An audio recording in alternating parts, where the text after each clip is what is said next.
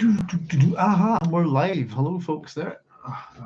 Just checking it. Just popping on just a wee second. I actually lost track of time just before 10 o'clock to make sure everything is okay. We've green for the sound machine. It's not jumping up too much there, and the picture looks okay. So if anybody's out there in the meantime, just say hello, folks, and we'll get going at 10 o'clock with our Children of Dune book club. We're doing 2 chapters tonight, 2 little quick chapters, and we have a number of these turning up. Yes, so hopefully it will allow us to pick up the pace a wee bit with the book. Same time gives me more work to do. There we go, folks. There's 10 o'clock, so I'll say hello, everybody. Thank you very much for joining me. My name is Doc Sloan. Welcome to my science fiction station, also known as the Doghouse. The Doghouse. And tonight we're doing chapter 20. Sorry, you did that last week. Chapter 35 and chapter 36 of Children of Dune. And we're starting to head towards some of the more interesting stuff. And we've got a few words in this one to explain. There's Julian saying, hi, Doc. Hi, all. Hi, Julian. How you doing? Thanks very much for joining us. How you keeping, sir? I hope you're all right. Just, I suppose, a little bit of a point of interest. The other week, a couple of weeks back, we were talking about within Dune. Oh, how was it? It was the preacher. Just before we get started with these chapters tonight, let me just check with my hand. It was chapter 33, and we had the preacher talking about sort of people as if they're cattle.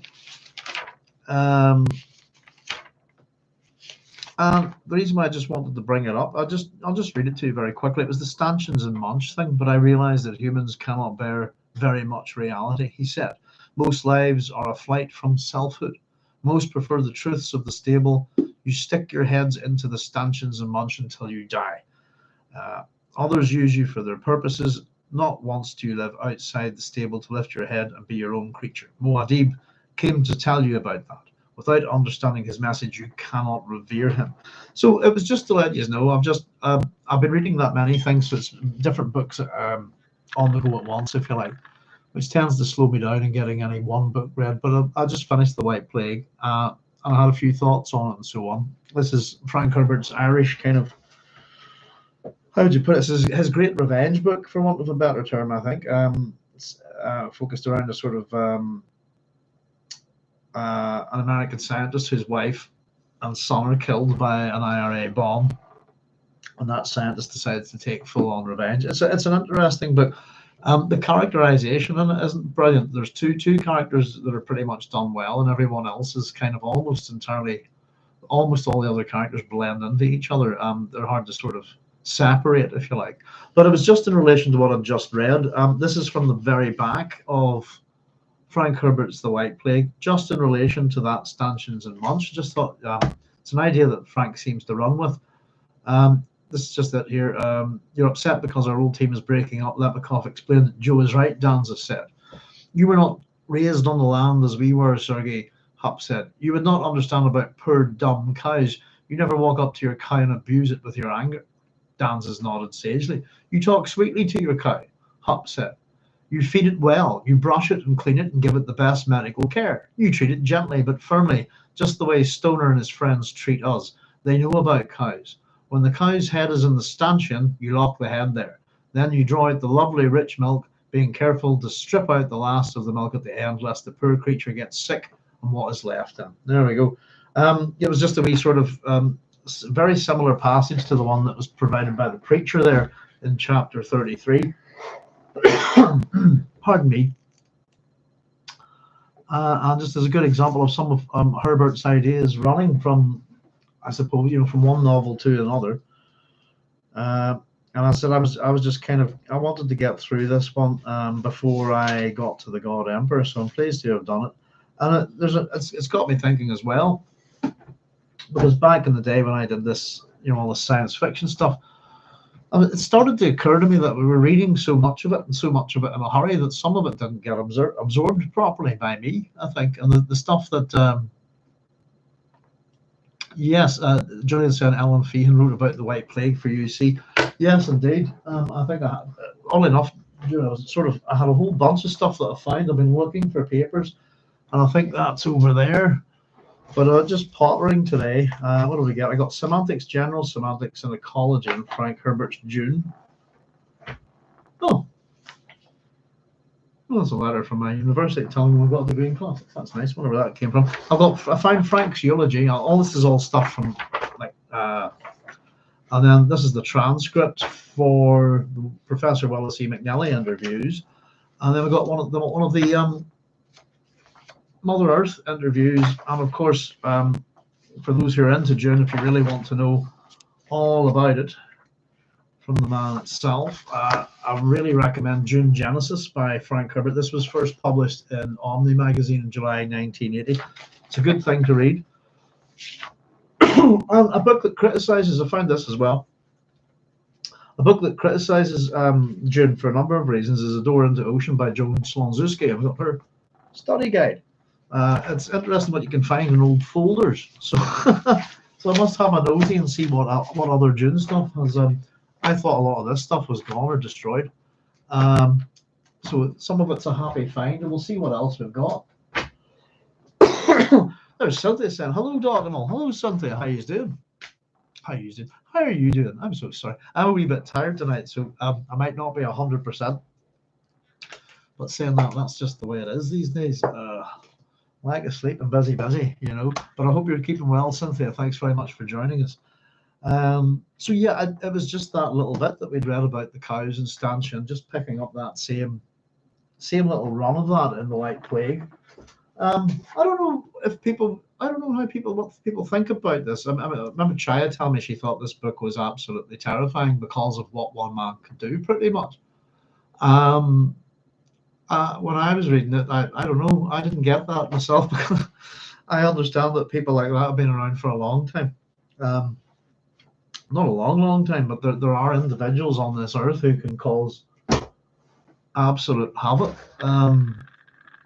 On different levels, if you see what I mean. But that's an example of a scientist who just, what the hell, you know.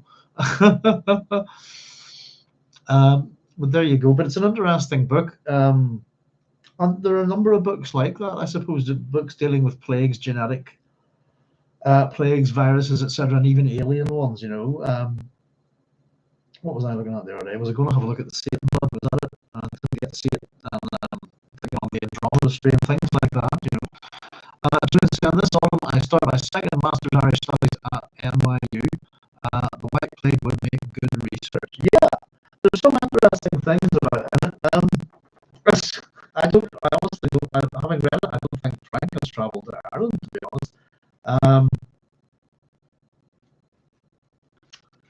Yeah, I think it's very obvious that Frank isn't a fan of the Provies or anything like that. You know. But there's some interesting ideas within this. And some of the things are kind of right, bang on. I think how he's characterised the terrorists and the priests, for example, is too bad. A lot of the scientists in this are, the science is a bit vague. The scientists are all a bit vague, and they're just from different countries and have different names, but it's very hard to sort of separate them in terms of character. That's what I thought was true. I thought the main character, who is another individual who's got sort of split personality, John O'Neill, was interesting, and the IRA bomber was interesting, but everyone else was a bit not quite fleshed out, you know. But yes, indeed. Actually, it's NYU. I can tell you, by the way, I'll tell you who'd be a good person to add to that if you want, Julian, is James White, the Northern Irish writer, who did the Secretary General hospital books, which were quite popular in America. Virtually no one's heard of them here, which is incredible. Some audio problems, bear with me. Let me try that. Can anyone hear me okay, everybody? How are we coming? What are the audio problems? Are we just crackling or are we breaking up, Julian? Testing, 1, 2, 3. Yeah, sometimes we do get them, I'm afraid. We've got a lot of, don't we have our sun activity at the minute being a bit funky. If somebody got scratchy,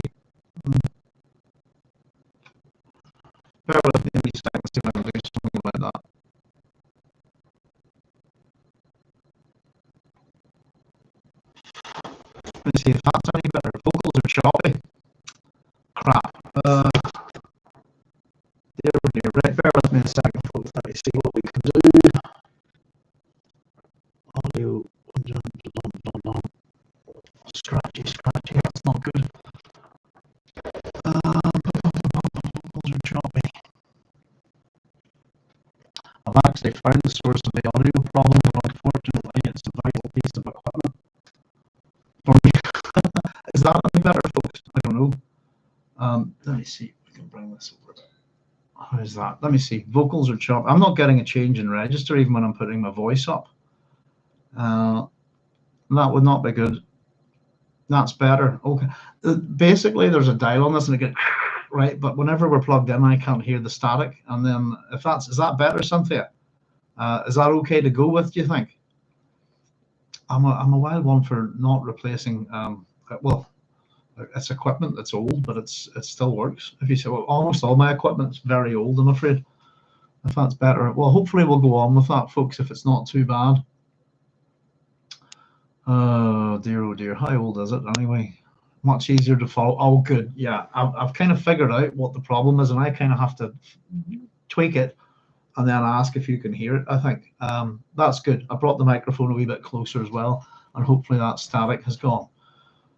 Ooh, sorry about that, folks. Back up a wee bit here. Let's see. In White Fig, Frank is in his anti-Politburo stance. He insists on a scientist president to solve biological and disease-based issues. At the same time, I don't know. There's do you want to know where I went with it? Excellent, Julian. Thank you. Good. That's great, guys. Thank you very much. I actually went with it that he blamed the terrorist, etc., and didn't look to. I thought if he'd done his research a bit better, he might have figured out who funded the bomb.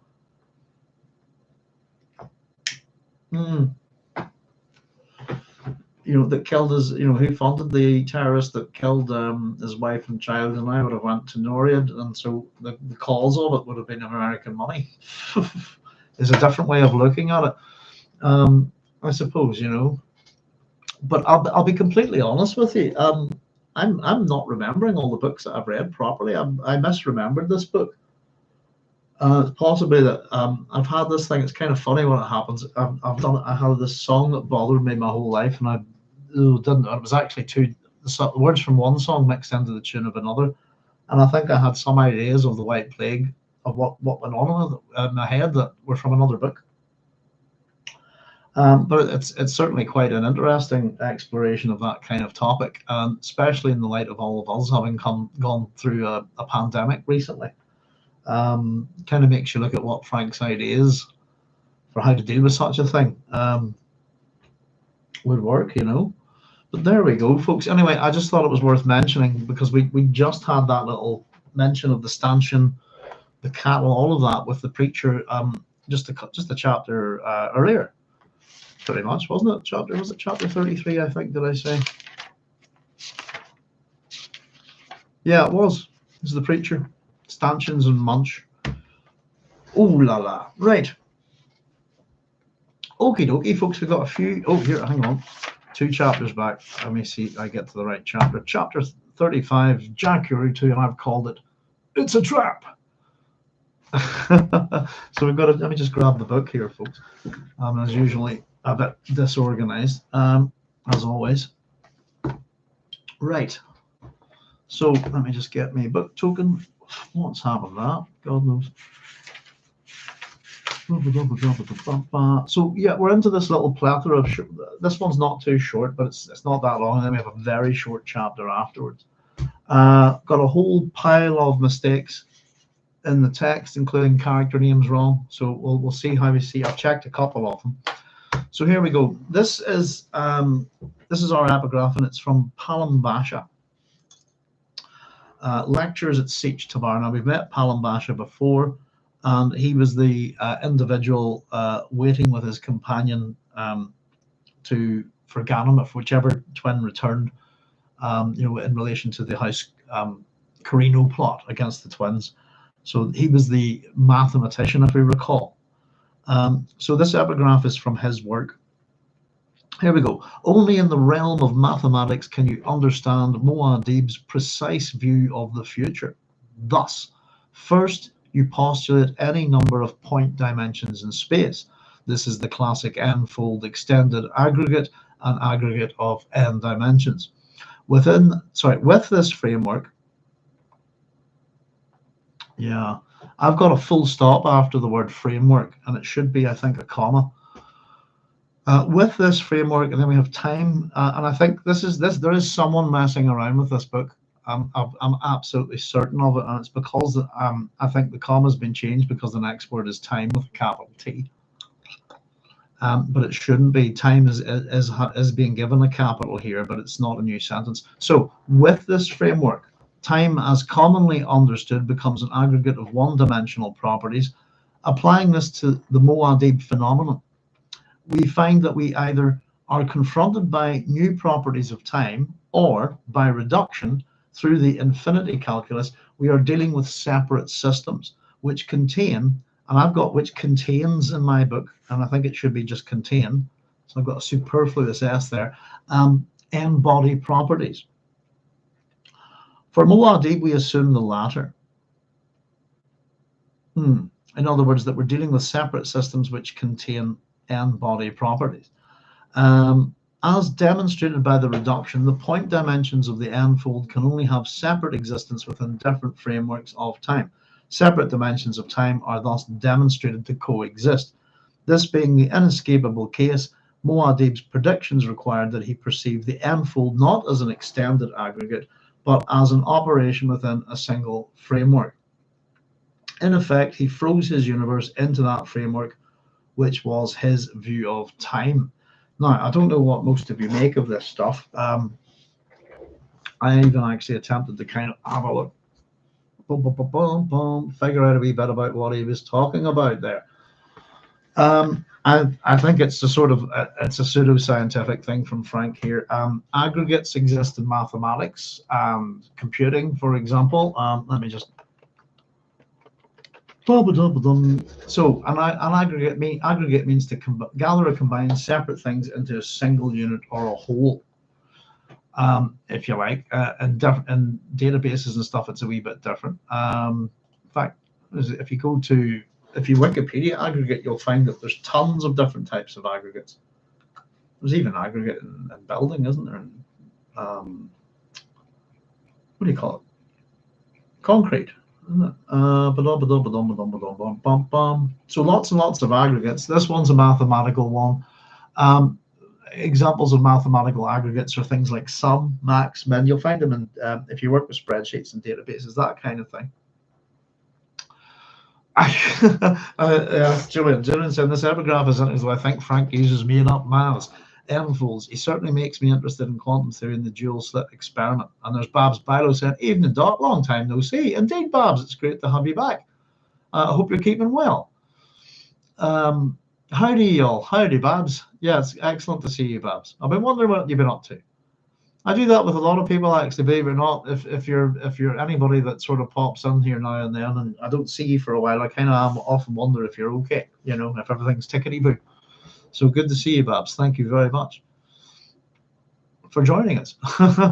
Long time no see, indeed. Yes, some of it's made up, some of it's not. Swap n-fold for n number of dimensions, if you like. Just shove out the n. So you can apply any number to the n if you want. One-dimensional, two-dimensional, three-fold extended aggregates. What I figured out that he was trying to suggest is that if you took three-dimensional, I just went with, all right, let's talk about 3 dimensions of space. So we have our x, y, z axis, if you like, length, width, and height as our 3 spatial dimensions. And we tend to attach one of time to that all 3 dimensions move in one direction of time, the arrow of time, as some people call it. You've got other writers who've discussed this topic, by the way, and and the main one who I know has discussed this is Philip K. Dick, and I'm wondering, has Frankie been listening to Phil? But simply what I think he's suggesting is, what I did was I drew each dimension as a single linear dimension, separated them. Height goes up, length goes across, width goes diagonal, this kind of thing.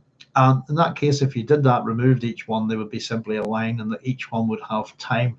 And then to represent those different properties as time, you would create an aggregate. So I ended up creating a bracket with S outside for space, if you like. And within that, I have three different T1, T2, T3, three different things for the time of each of those individual dimensions. But you put them all together and you get time moving as a fourth dimension with the three spatial dimensions. That's what I figured he meant. So yes, indeed, it's language that's designed to obfuscate and seem similar to a lot of mathematical talk. N-fold, extended aggregate, blah, blah, blah. What's he on about? N-fold, point dimensions. It's dimensions in space. But this is a really good example of how, and I like to consider Frank a bit of a generalist, as I think he does himself. But it's a good example of when Frank's science or mathematics, in this case, isn't up to scratch. And to be honest with you, if you wanted to put this down, if you're a mathematician, you could explain it a lot better than Frank does here. Basically, he's saying that I get this. It required that he perceive the unfold not as an extended aggregate, not like that, where we put separate dimensions of time. So imagine if you had a separate dimension for height, a separate of time, a separate dimension of length, a separate dimension of width, each with their own dimensions of time. You could separate them out if you wanted. The way I was looking at it, therefore, was that you put them all together, and that's your aggregate. That's how we look at time and space anyway. At the minute, physics and all that, astrophysics and all of that kind of world is a bit up in the air at the minute, isn't it? So he didn't see the unfold. He did not require that he perceive the unfold not as an extended aggregate, but as an operation within a single framework. In effect, he froze his universe into that framework, which was his view of time.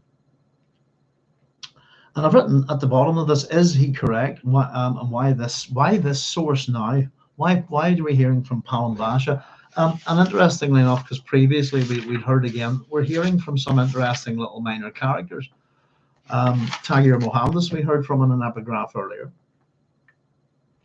So he froze his universe into that framework, which was his view of time. I also, by the way, that we have the idea that Palam Basha, that's why I've written, is he correct? Because we heard a bit about him before, and it's most likely that he's not. He's attempted to explain Muad'Dib and his prescience and all of that through mathematics, which I'm sure you could do, because, well, I teach maths as a language, which is, some people teach it as a soft science, others as a science. To me, it's a language, you know. So that's the way I teach it.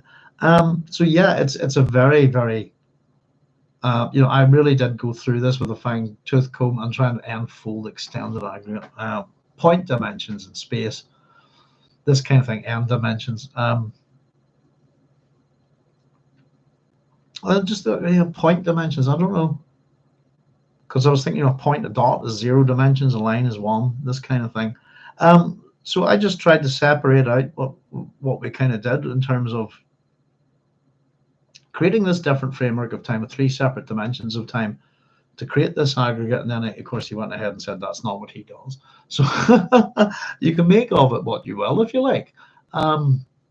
Aggregates are generally ways of combining information, if you like, putting things to make them easier to simply work with, if you like, certainly within mathematics. Reduction infinity calculus, you know,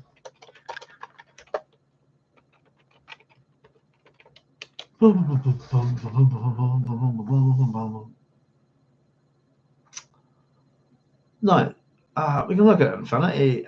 What is infinity in calculus? You know, but you know, again, he's sort of created that there as if it's infinity calculus is a subject to be studied by mathematicians, if you see what I mean. Calculus is one thing, infinity being represented in that, but it's not reduction through the infinity calculus. We're dealing with separate systems which contain or contains n-body properties. It doesn't really make a lot of sense. It's just vagary. Oddly enough, when I finished Frank, the White Plague there the other night, I immediately jumped back into the Lensman stories, And you'll get stuff like this in the Lensman stories from E. Doc Smith, and it isn't. So I mean, as much as he's extrapolating his ideas, he'll sit and explain them to you, and you get a lot of that mathematical, scientific stuff, engineering ideas from E. Doc Smith. And talking,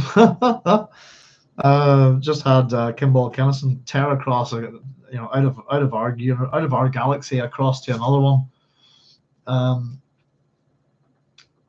And the main way they do that is by just messing with inertia, but they explain it really well. I actually went and had to look up a bit about inertia myself recently, just to see, So this is someone, I suppose, that Muad'Dib's precise view of the future. Muad'Dib doesn't have a precise view of the future at all. We know that because it's often always close, but it's not quite the full cigar, if you see what I mean. So there we go. Let me see. I'm doing all right, says Babs. Made me smile. Is that? I'm not very good with emojis, Babs. Made me smile. Are you thinking of me? Not at all, Babs. You've been here from the beginning. Well, it's a thing that we've said in June. Sometimes the absence of a thing is noticeable, isn't it? I've noticed you being missing. Yes, indeed. I'm hoping you're okay. Cynthia, in chapter 29, when Ganima sees Palambasha, she thinks of a Bene Gesserit quote, each planet has its own period and each life likewise. I wonder if how this view accords with the epigraph here. And so, hi, Babs, welcome back. And Babs, howdy, Cynthia. Yeah, it's each life likewise. I don't know. I kind of got what Frank was trying to say. And as I said, I kind of tried to diagram it, to be honest with you. I don't know if you can see that now. Just assuming that's height, that's length, and that's width there. My X, Y, and Z axes, if you like. I put them all together over here. It's what we normally have. So I did try to work through it. And then if he had an aggregate, just giving them values. Oh, I don't know if you can see that. That's what my aggregate would have looked like. Sorry, that's going bonkers. Let me try that again. Move this. No, this hand. There it is. You see? So I kind of took him at his word, went at it kind of literally. I substituted n for just n as a substitute for whatever value you used to want to put in there, and I just took it as dimensions of space that he was talking about.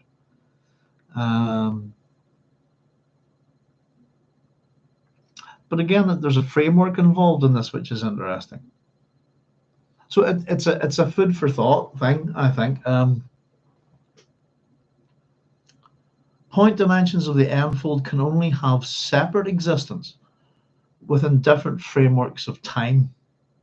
So you can only separate the dimensions out if they have different frameworks of time. Pardon me. That's what I did. Separate dimensions of time are thus demonstrated to coexist. This being the inescapable. So in other words, when you separate the thing out, what he would say is that there's different dimensions of time for each physical dimension of space. That's what I'm getting at. And then when you put it all back together into what we would call three-dimensional space, the three individual time dimensions that he's suggesting here get coexist back into one. That's the way I got it, and that's how it's the best I can do. I'm afraid, folks. I'm not. I teach maths up to a certain level. I'm not, and it's because of my computer skills. If you see what I mean, I'm not a full-on mathematician. But I did a wee bit of sort of work on it. Planet has its own periods of life. Otherwise, I wonder if how this view accords with the epigraph here. I don't know. Cynthia is the honest answer. And it's one of those ones that kind of you want to put a little bit more thought into. In fact, maybe I'll take a wee look back at Palambasha and the notes that we have on there. He is. That's his death there. Let me see. I've got his wee skull killed by Ganima. Traitor, Fremen traitor is what I have written next to him. False civilization. Let me just see.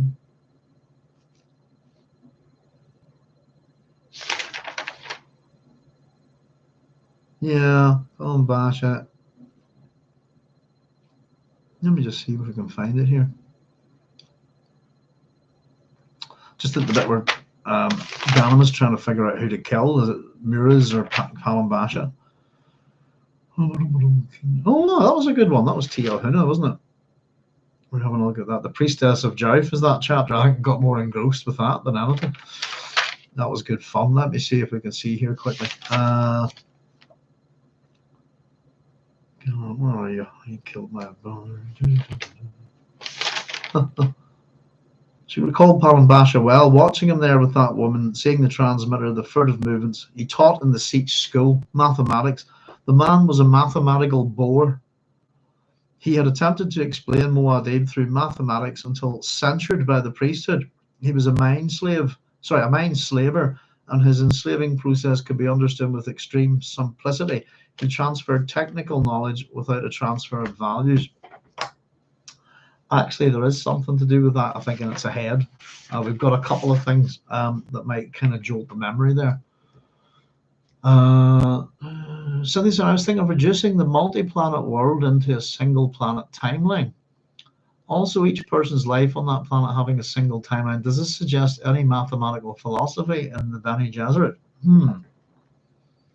Also suggests that the Bene Gesserit, so I'll take that out of my mouth, also suggests that the Bene Gesserit misunderstood the Kwisatz Haderach even as Palin Basha might have. Yeah. That's interesting. Sometimes I get what you're saying. So yeah, I don't know. I would imagine that whatever doesn't suggest any mathematical philosophy in the Bene Gesserit. There's got to be some there, simply based on their abilities.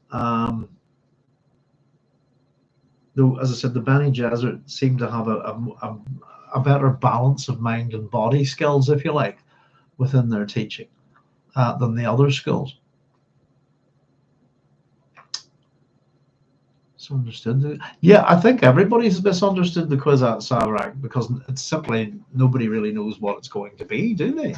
And we have, it looks like we do have a Kwisatz Haderach before Paul Atreides in the Tleilaxu Kwisatz Haderach that committed suicide.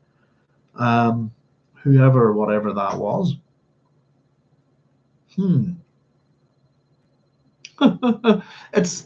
It's a bit like if you could step outside the universe and hold it in your hand. If you see what I mean, it's a little mental exercise I like to try every now and then, kind of inspired by the Monkey King. But you can imagine it on its whole scale and then step outside of it. And if you step outside of the universe and hold it in your hand, there's no time, there's no movement. It's one static thing. And it's almost a bit like if I sort of tried to imagine some things like this that if you just imagine evolution through all the different species, you can imagine life as a line, as a linear line, as a line that moves in a forward fashion, if you like. And ultimately, I suppose, in terms of point dimensions, what he's talking about is that if you're measuring along only one dimension, you just need a dot, don't you? If you're measuring a line, there's no need for two coordinates. Would that be correct? If you're just measuring it in terms of its length, if you want to know its space, then you're going to need two coordinates, aren't you? Oh dear, but that's getting my head fried already. Also suggesting that Bene Gesserit misunderstood the Kwisatz Haderach. I think everybody misunderstands the Kwisatz Haderach. So it's definitely one that's not going to go, we can understand that easily. But maybe that's the whole point. This guy is a mathematical bore, we're told, and he trying to explain everything in that way. I don't know. In some ways, mathematics as a language, therefore, is limiting, isn't it? Julian, is there a commentary on rhetoric in Palin Basha? He incoherently rambles about concepts hiding control in it. Frank is good at showing how people mesmerize the populace with language and ideas. Commentary on rhetoric? I don't know. I think I know what you're saying. It's about the passing on of knowledge, isn't it? Without, it's sophistry, ultimately, isn't it? It's to a degree. Get your commentary on rhetoric. teaching someone a certain amount of things without giving them any values is kind of similar to what the sophist did. It's priming, make someone sophisticated, isn't it? You can prime someone with what to say, that here's a piece of knowledge, but they've actually might have no understanding of it.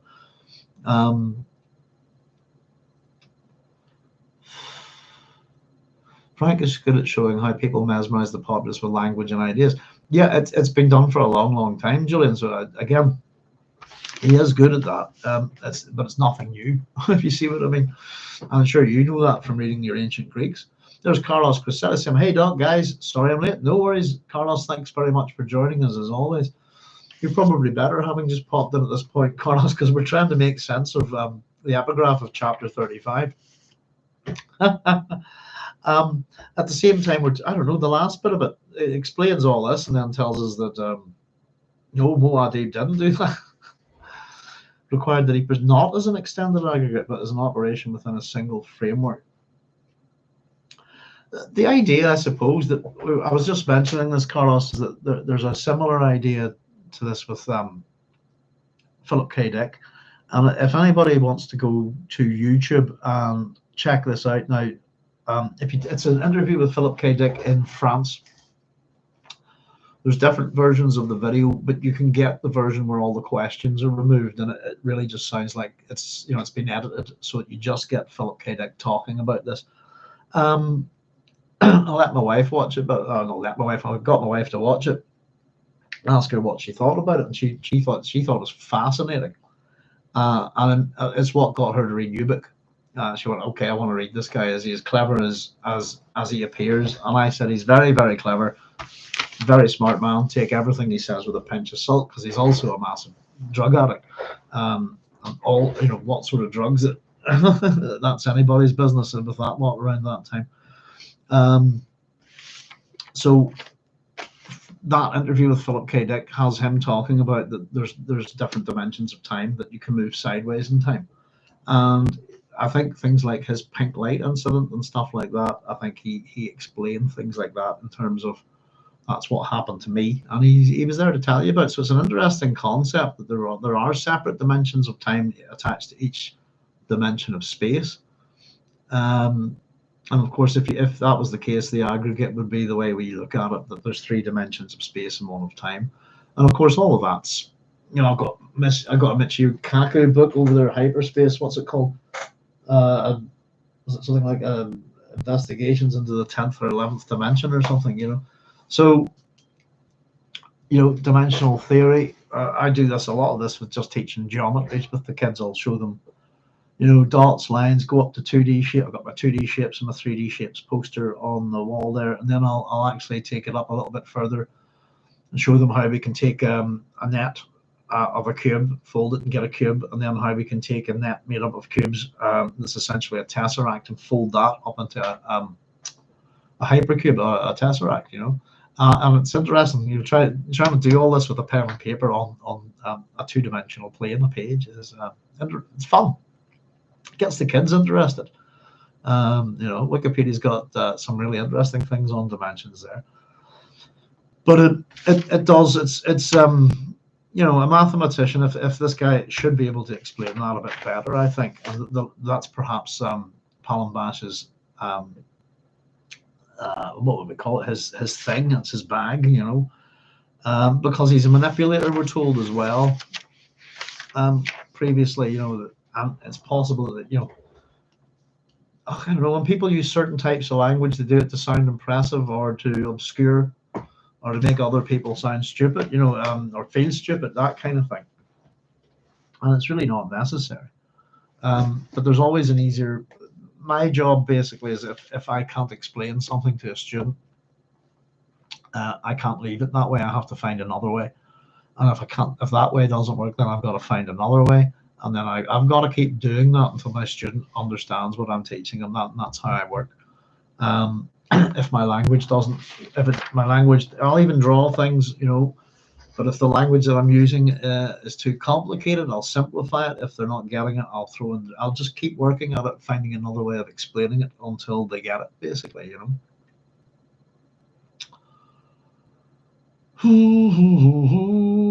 let's see. Carlos is saying, I don't think the Bene Gesserit could envision what the Kwisatz Haderach could do, since he could see where they could not. Well, that's it, isn't it? That's the whole point for them. But it's also a weapon. But indeed, to look in the place where they cannot look. What would you see there? Is the main line, isn't it? But yeah, it's. I think somewhere in my PhD, I think it says basically that, why would you, something the equivalent of, why would you create something so utterly ridiculously dangerous as a Kwisatz Haderach? What would, the people tend not to think of consequences, which is a big thing. I think there's always, a consequence to our actions, this kind of thing. Julian saying, later in this book, Paul uses the word stroboscopic vision or sight. Is there a geometric aspect to prescience? Possibly. Well, again, that's the suggestion there, I think that this is, from this point of view, this one here anyway is Palm Basha trying to figure out how Paul does what he does. He's no idea, and he's certainly not in any sort of position to sort of find out. I think it's all speculation there. Stroboscopic, we get that in that. Let me have a read up here. Wiki. Oh, hang on, let's just go to Wikipedia and do the search. Type in. You get, let me see. Sorry, I'm just having a look at Wikipedia. Bear with me a wee second, folks. That's the cool. I like them, if that's what I'm thinking of. Projections, let's see. Tessellation. Ooh. No. That was. Is that what he calls it there? There's stereographic projections.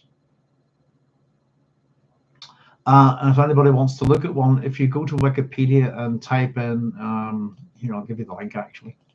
This is quite an interesting wee link there. I use this one with my kids. There we go. Tesseract on Wikipedia. If you scroll on down that, there's the stereoscopic there. There we go.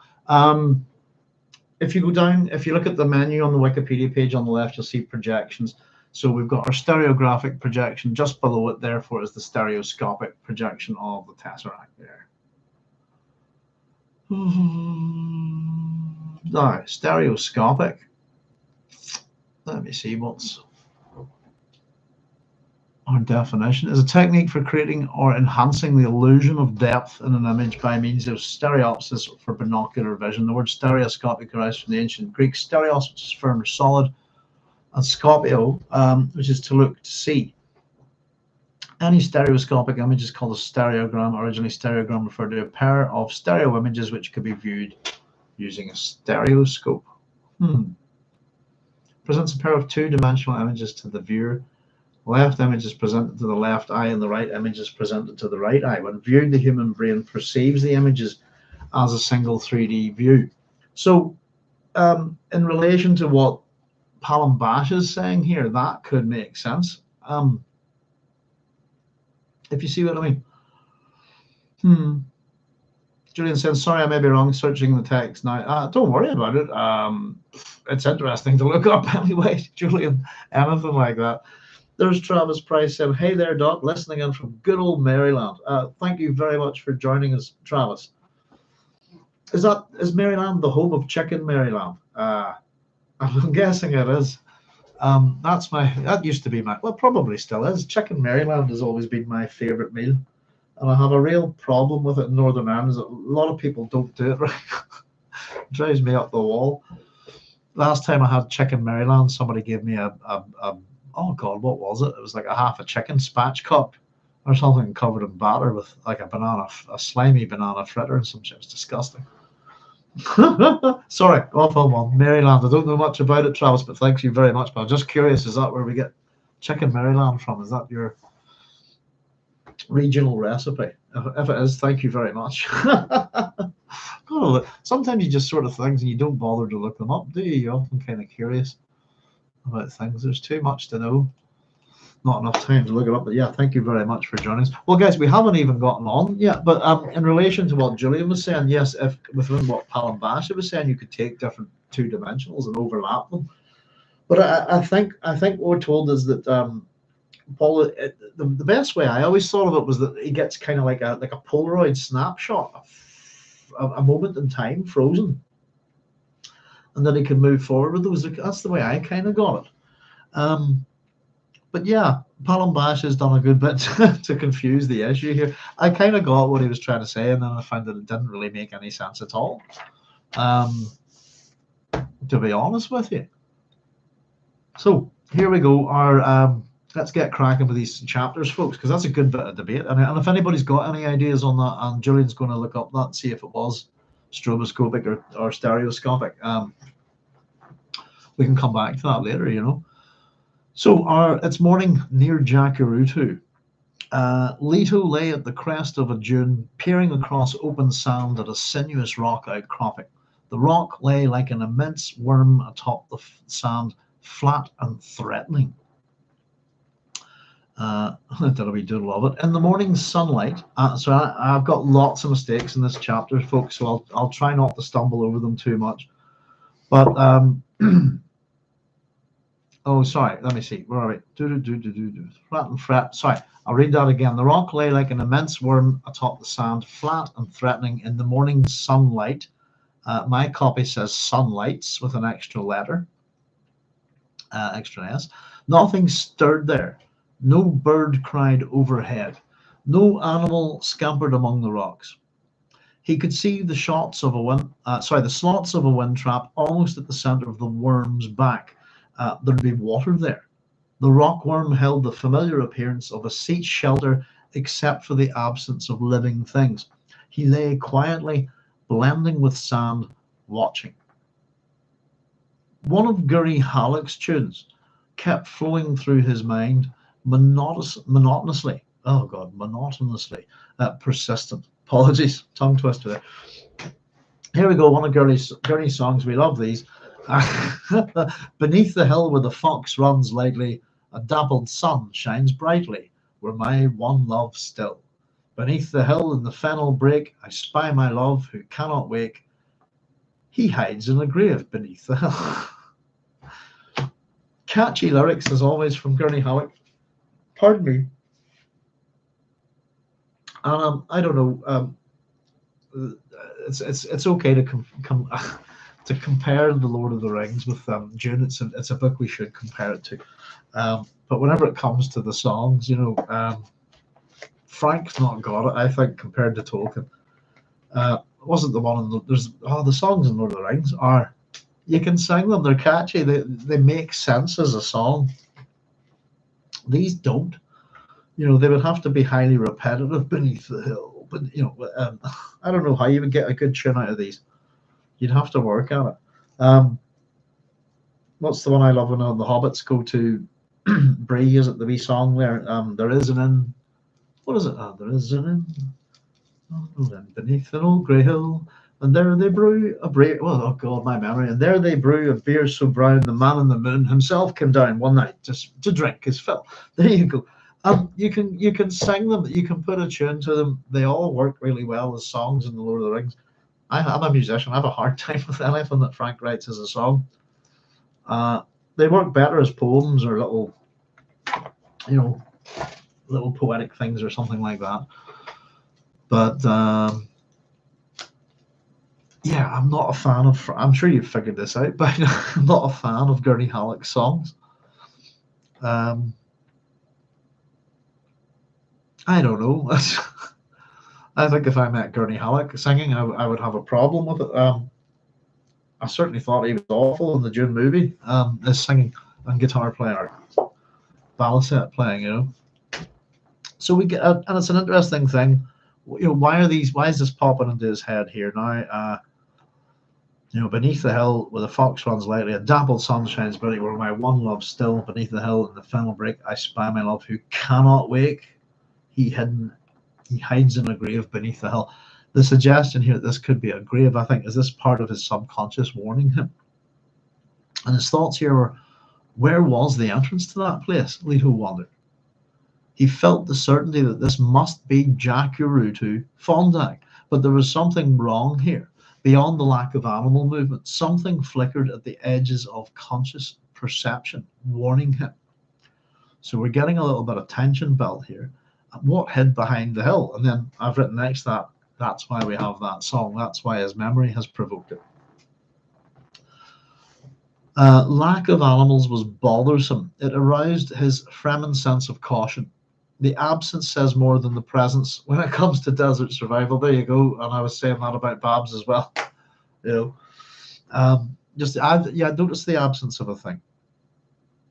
But there, sorry, let's just read that again. Lack of animals was bothersome. It aroused his Fremen sense of caution. The absence says more than the presence when it comes to desert survival. And I've written next to that, see Liebig's barrel, I suppose.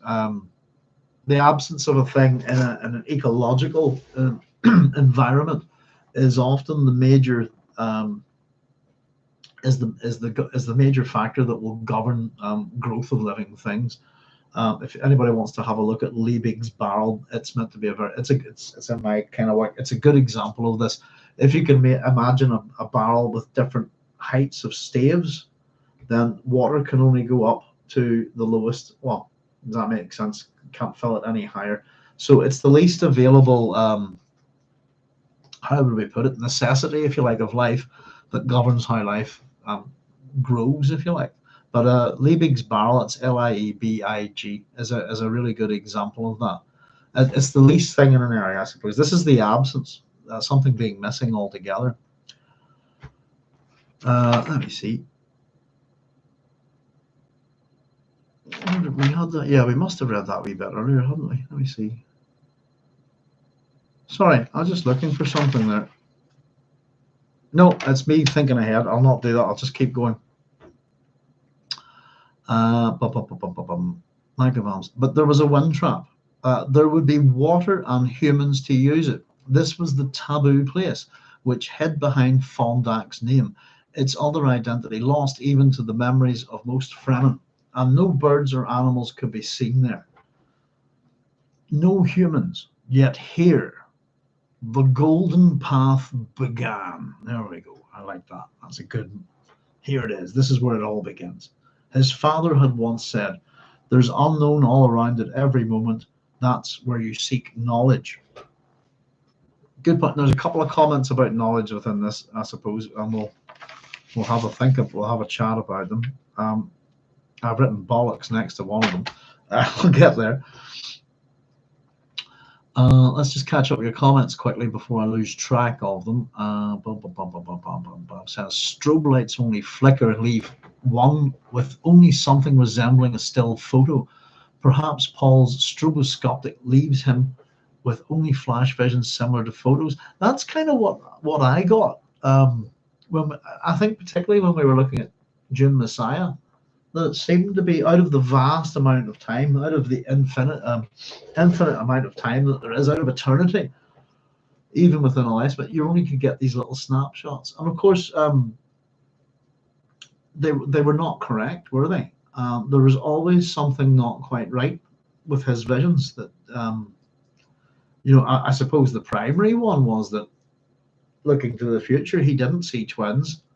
And Leto II was not in the vision at all. It was Ganima was the Empress way back. The question is, how far forward do you go? How far back do you go? If you look at an image in time frozen, just like a photograph, you don't necessarily know what happens immediately after this kind of thing. It's interesting. If you could look at time just to see it, just to look at a photograph. I suppose what's really good. It reminds me on that. I don't know, has anybody ever seen La Jetée?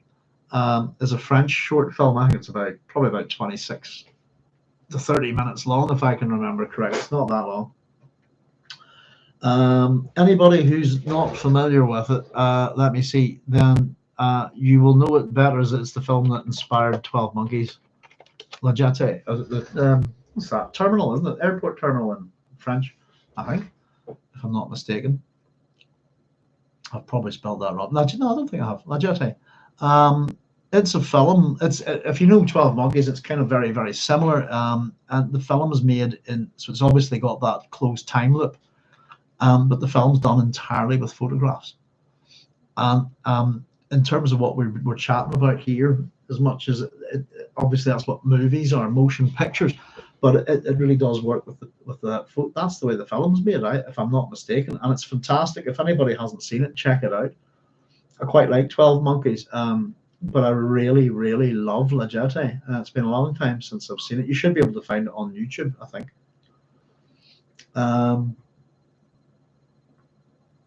No, there you go. Travis is answering my question. Yeah, Doc, funny enough, Maryland chicken is more common outside of Maryland. Our speciality is really Chesapeake blue crabs. Wow. If only I had a tad of melange to sprinkle on. Blue crabs, yeah. Well, I love that. When I was a kid, there was a restaurant near here. Travis, it all comes from when I was a kid, and my folks used to take it to me, and it was called the Salmon Leap, after the famous martial art of the Celtic warriors. But it's also because it was up, I don't know what kind of area with the salmon, if you like. It's still there, but the restaurant's gone. My folks used to take me there kind of on Sundays when we were visiting my grandparents when I was very young down here in Korea. We'd go there for tea on the way home. That was the best restaurant in the world, but they did chicken Maryland that was amazing, unbelievable. And every other place on this earth, in terms of chicken Maryland, I've judged based on the Salmon Leap, and nobody has ever done it as well. And almost every time I order chicken Maryland, I love it. I love it. It's a nice meal. I never get it. It's just the thing that the Northern Irish don't do too well, I think. But thank you for that. Chesapeake blue crabs. That sounds interesting. And there's Bob saying, you'll have a good night. Fun catching up, and hopefully it won't be so long till I can next join you all. No worries, Babs. If you're off, look after yourself. Keep in touch, by the way, and yeah, hopefully we'll see you soon. And hope all is well. But thank you for joining us. Good night. I keep forgetting it gets quite late, doesn't it, sometimes? I might try and put the to do hasta luego, Babs, says Carlos. I'm going to have to pick up a few bits of some languages, I think some Spanish and some Portuguese and a couple of other things, just for saying hello to people. I think it's always nice to do that, I think. Right. Let's see. Something's not right about this place. No humans yet. Here the golden path began. There's a wind trap. There should be water. There's no animals. There's unknown all around at every moment. That's where you seek knowledge. That's good. Fair enough. So Leto glanced out to his right along the dune crests. There'd been a mother storm recently. Still one of my favorite things in the whole Dune series is the storm in Dune that becomes the mother of all storms. Then it becomes the grandmother of all storms, and then it's the great. It just keeps going. The hyperbole of the storm, I think, is brilliant. Always makes me laugh. So here we go. There'd been this mother storm recently. Lake Azrak, the gypsum plain, had been exposed from beneath its sandy cover. Fremen superstition said that whoever saw the Bian, the White Lands, was granted a two-edged wish, a wish that might destroy you. Leto saw only a gypsum plain, which told him that open water had existed once here on Arrakis. So I've just, as it would exist once more. Now I've just written next to this that Leto does not go with that, does not present a superstitious point of view here. It's a factual one, it's a knowledgeable one, it's a scientific one, if you like. It's possibly one that's a product of other memory. But he doesn't see this as oh, I've seen this gypsum plain, I can have a wish, and that wish might destroy me. If anyone hasn't seen 3,000 Years of Longing, is it 3,000 Years of Longing, 3,000 Years of Waiting? I don't know, what do you call it? George Miller's last film before the Furiosa one with Idris Elba. Yeah, 3,000 Years of Longing. It's a brilliant film. I highly recommend it.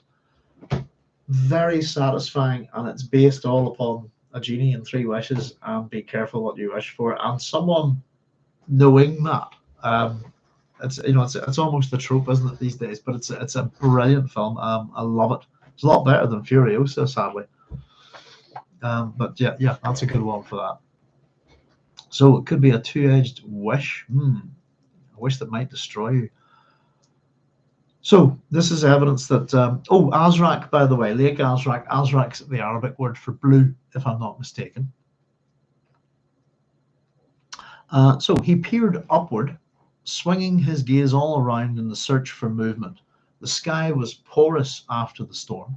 Light passing through it generated a sensation of milky presence, of a silver sun lost somewhere above the dust veil, which persisted in the high altitudes.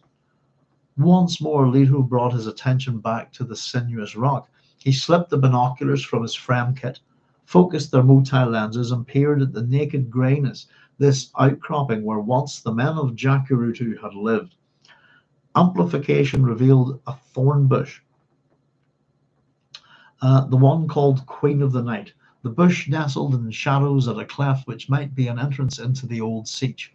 He scanned the length of the outcropping. The silver sun turned reds into grey, casting a diffuse flatness over the long, expansive rock. So some nice descriptive writing there from Frank. We've got this thorn bush, the Queen of the Night, which we've heard mentioned a few times before.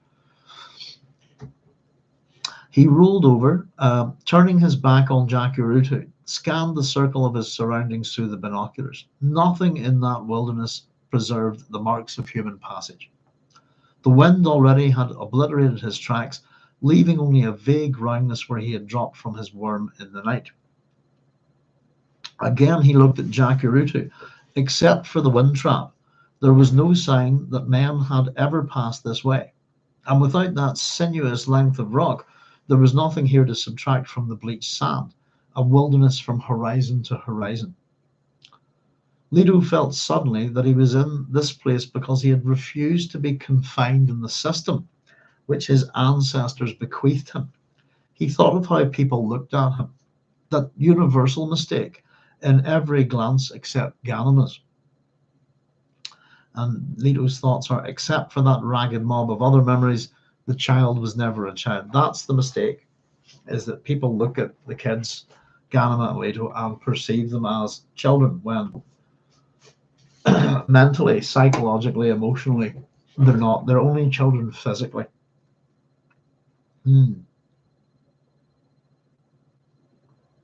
Yeah.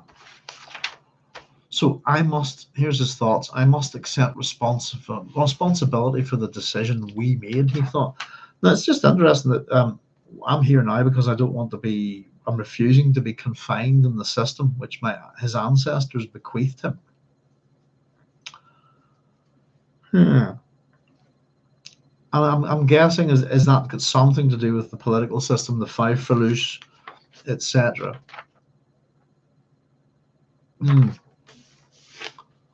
But they're doing their own thing, aren't they? That's the wee thing that we get with the twins. As much as everybody's got plans within, and there are plans within plans, and so on, the usual motif from the Dune series, no one really kind of has an idea of what the twins' plans are, except we've got a wee bit of insight into it, but nobody else does. Now, here we go. Once more, he scanned the length of rock. By all the descriptions, this had to be Fondak. No other place could be Jacurutu. He felt a strange, resonant relationship with the taboo of this place. In the Bene Gesserit way, he opened his mind to Jacurutu, seeking to know nothing about it. Knowing was a barrier which prevented learning. For a few moments, he allowed himself to resonate, making no demands, asking no questions. Let me just check that there. Now, I've written next to that. That's bollocks. Knowing is a barrier which prevented learning. It can be, but it's not.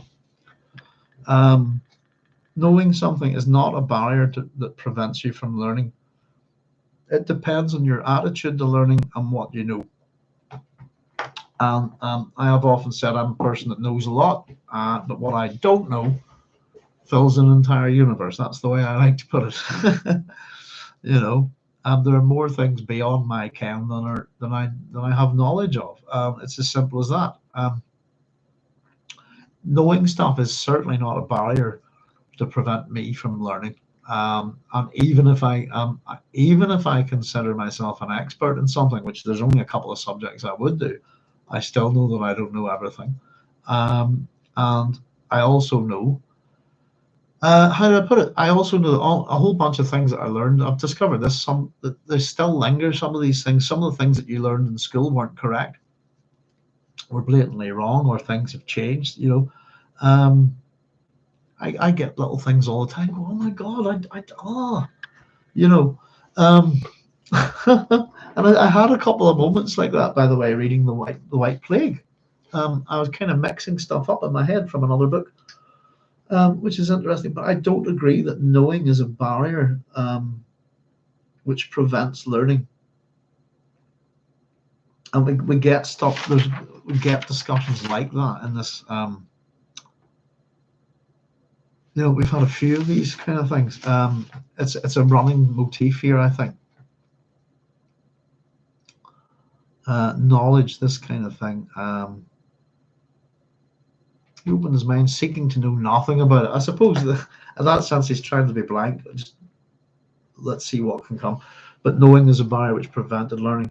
We're going to get this, I suppose, at the end of this chapter with what's said to Leto. But I don't agree with that statement. And if it is true, then not knowing something is as much a barrier that can prevent learning as well. If you see what I mean, if you don't know how to go about it. But if you understand knowledge and education and learning, you can never know everything. You shouldn't make assumptions. I work through these books, and I don't really assume anything. And even when I think I've had questions, I've had kind of been certain about certain things in this book, and I've been very delighted to be proved wrong, or spot a little thing that changes my opinion. So as long as you have an open mind about it, I disagree entirely. There's always something else to learn, and just because you know something about a subject doesn't mean that you should think you know everything about it. So I just read bollocks next to that. I didn't agree at all. I can understand that, clearing your mind of clutter to try and think about something. I think that's more what's going on here. But it seems to be a thing with Frank. And I think, again, there's comments like that within the White Plague. The problem lay with the lack of animal life, but it was a particular thing which alerted him. He perceived it then. There were no scavenger birds, no eagles, no vultures, no hawks. Even when other life hid these, sorry, let me just check that. Might be one of these mistakes. Even when other life hid, no, I'll go with that one's okay. These remained. Every watering place in the desert held its chain of life. At the end of the chain were the omnipresent scavengers. Nothing had come to investigate his presence. How well he knew the watchdogs of the Siege, end quote. That line of crouched birds on the cliff's edge at Tamar, primitive undertakers waiting for flesh. As the Fremen said, our competitors, but they said it with no sense of jealousy because questing birds often told when strangers approached. And Leto's thoughts here are, what if this Fondak has been abandoned even by the smugglers? Leto paused to drink from one of his catch tubes, and his thoughts here are, what if there's truly no water here? It's the first time he runs with that thought. Just jumping back, I've only ever experienced no animals, no nothing once. And I immediately noticed, and it freaked me out. It didn't freak me out, but I just went, this is odd. This is very, very odd. No birds, no animals, no nothing. And I'll tell you where it was. It was at Saxon House in Oranienburg, the death camp. When I went there, it's just outside of Berlin. That place, I've heard people say similar things about Auschwitz and Dachau and stuff, but there was nothing to be heard in terms of animals. Couldn't see any birds around the area. Nothing. And did the whole went walking through the whole place. Still got some photographs and stuff. But that's the only. I live in Northern Ireland. There's always hearing birds and we don't have a lot of wildlife here anymore. But we've always got bird song and insects and all of that kind of thing. So that's the only time I personally have ever experienced absolute silence of nature, I feel like, and it's very noticeable. I hadn't even got through the gate, by the way. The Arrak Macfry, I hadn't even got through the gate, and I noticed.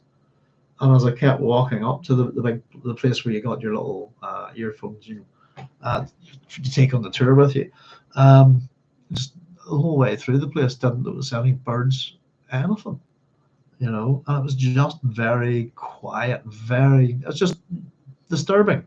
When animals clear off, something's wrong, isn't there?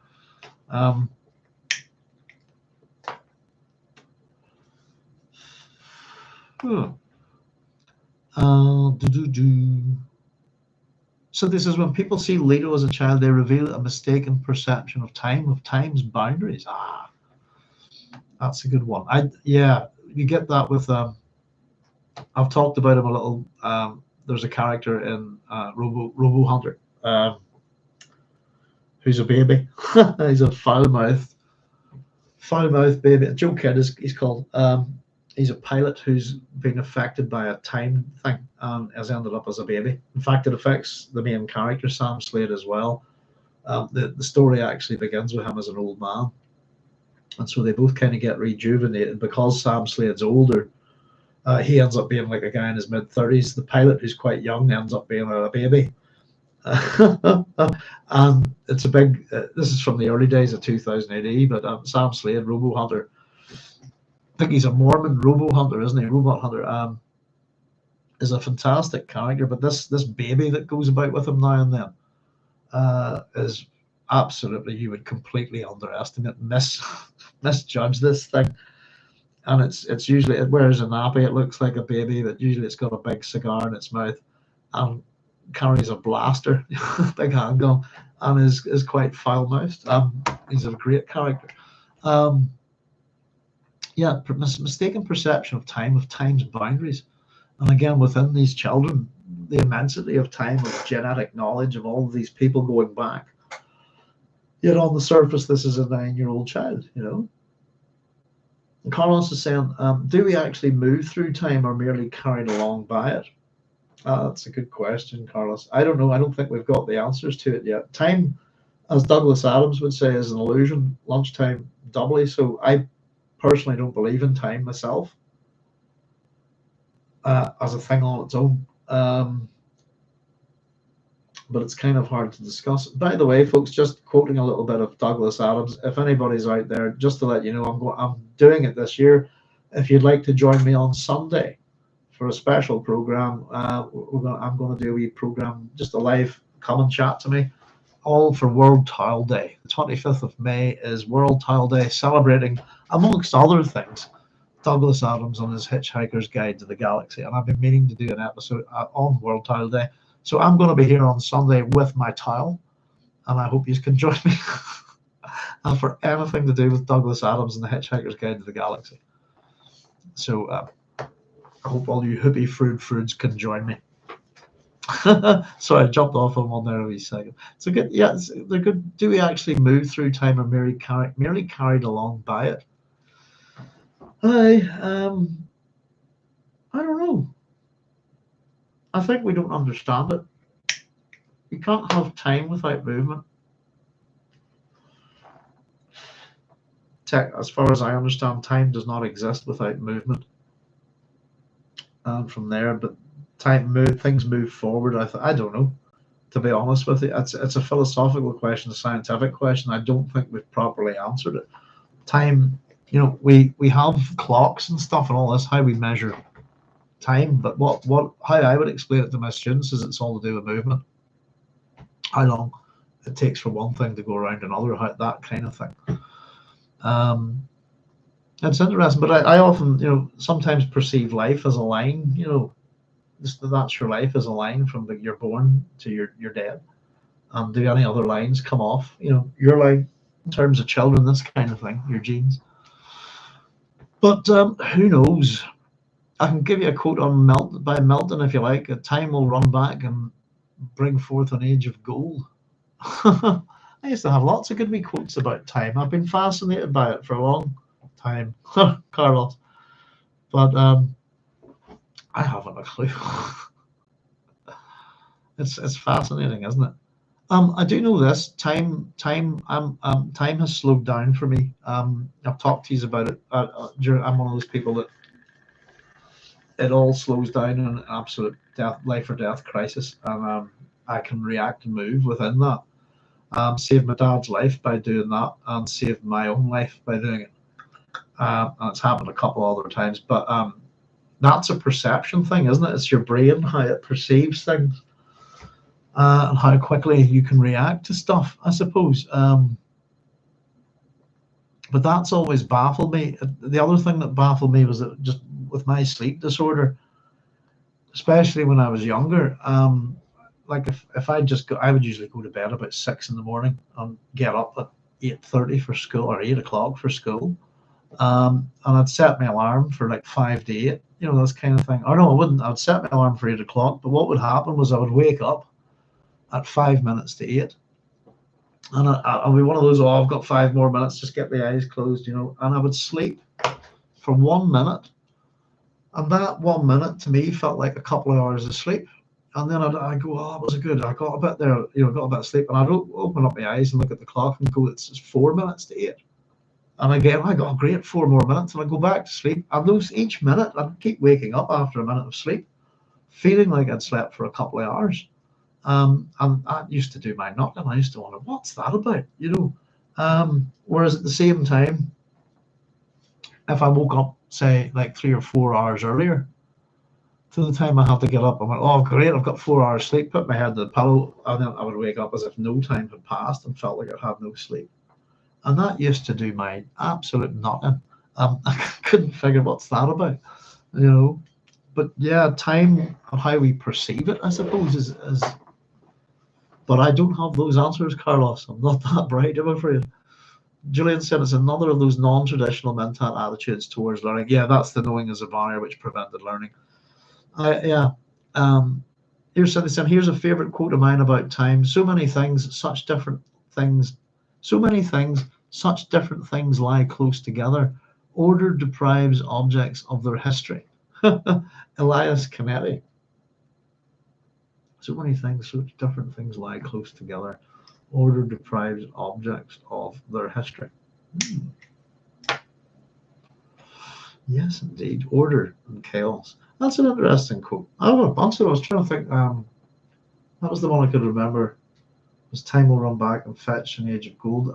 That's Milton. I can't remember what it's from. It's I'm not sure if it's Paradise Lost or something like that. Quite possibly.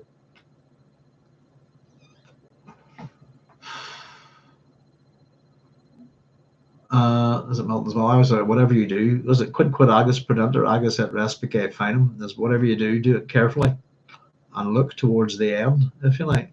No, I was writing here. I tell you what, this was to do with some notebooks I had from years ago. You know what? I might have written here. There's a memory for you. I just noticed this the other day. This is from when I was doing my science fiction stuff. Goodness, just what notes? What have we got?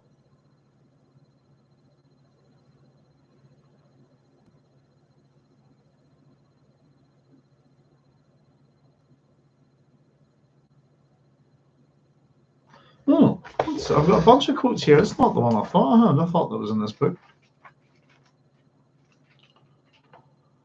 Oh, goodness. I've written all this in gold ink. I'm going to have to figure out what's in here. What have we got? Linguistics. What's that? Linguistics, Mechanics, and Metaphysics. Anthony Burgess's Clockwork Orange. Mr. Pre. Yeah, this is, sorry. What were the ones I was thinking on? What was it?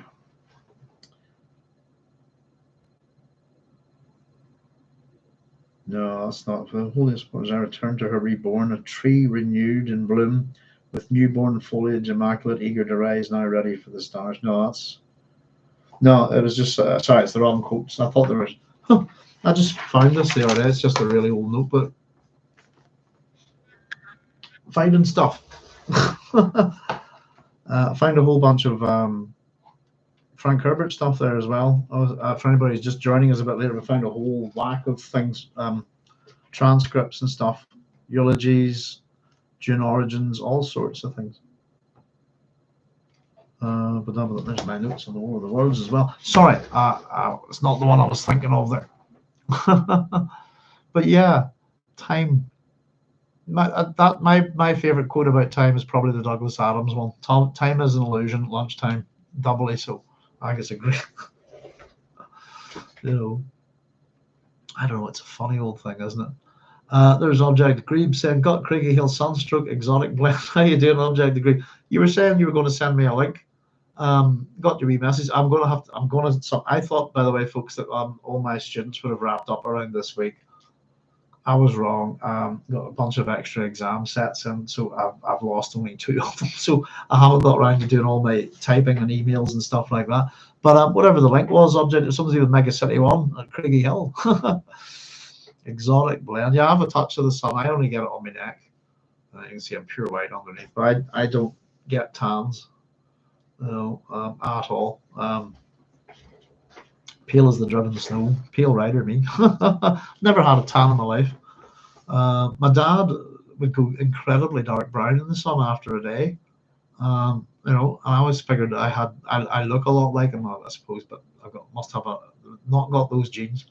But it's been lovely weather here. The past week or two. The one day I decided to get in the garden and plant my seeds for my herbs, plant some oregano, mint, parsley, that kind of stuff. That's the day it absolutely lashed down and flooded all my pots. So I'm going to have to do them again. I was gutted. But, why? Got to watch it. We Irish people don't do too well in the sun, do we, Object Group? Pardon me.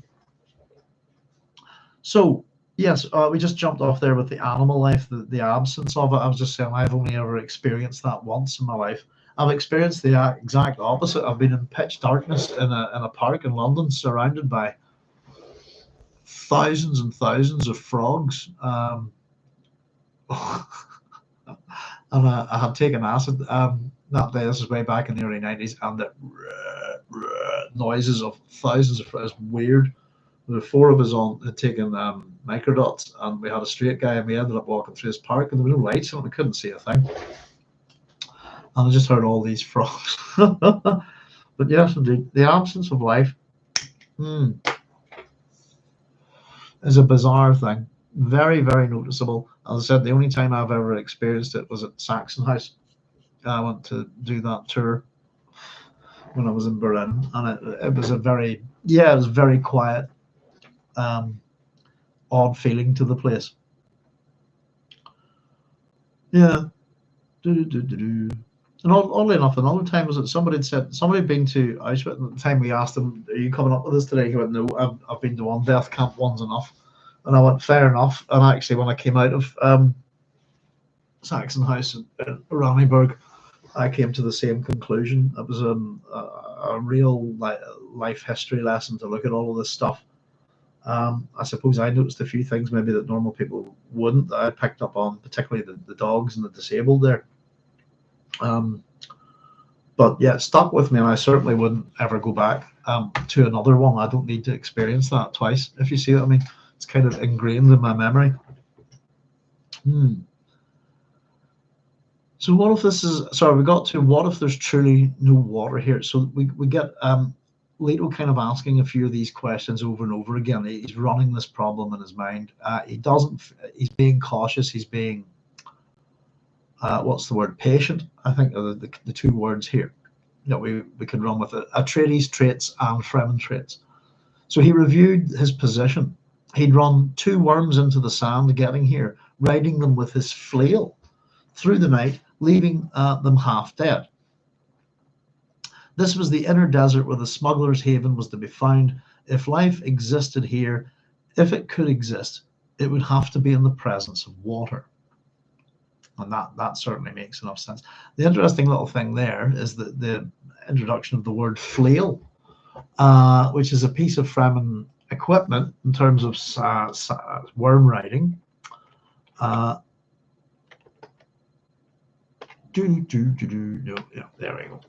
Sorry, I was just looking up something else quickly there. A flail. And I'm wondering what on earth would that, what purpose would that have? What is he doing? Is he like, yeah, getting up? It doesn't quite make sense. What we mean by that. A flail is a medieval weapon, chains and balls, this kind of thing, but like a morning star. I'm sure a lot of you know what it is.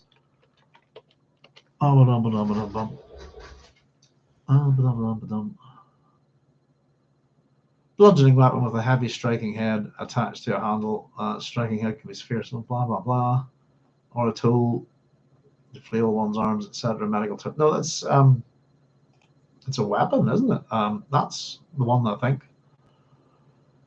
we're talking about. Developed out of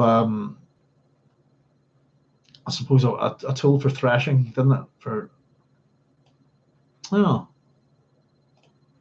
I've got something similar here in the house. It's not a flail. It's not attached to the chain. I have a maul, MAUL, which is a medieval weapon. It was built by a medieval armor, and it was given to me as a gift. Not quite sure why, along with a big dagger, but I don't have the dagger anymore. But I've kept it. It's around the house somewhere. It's for anybody who wants to break in, can come and meet it. It's an absolutely vicious looking thing.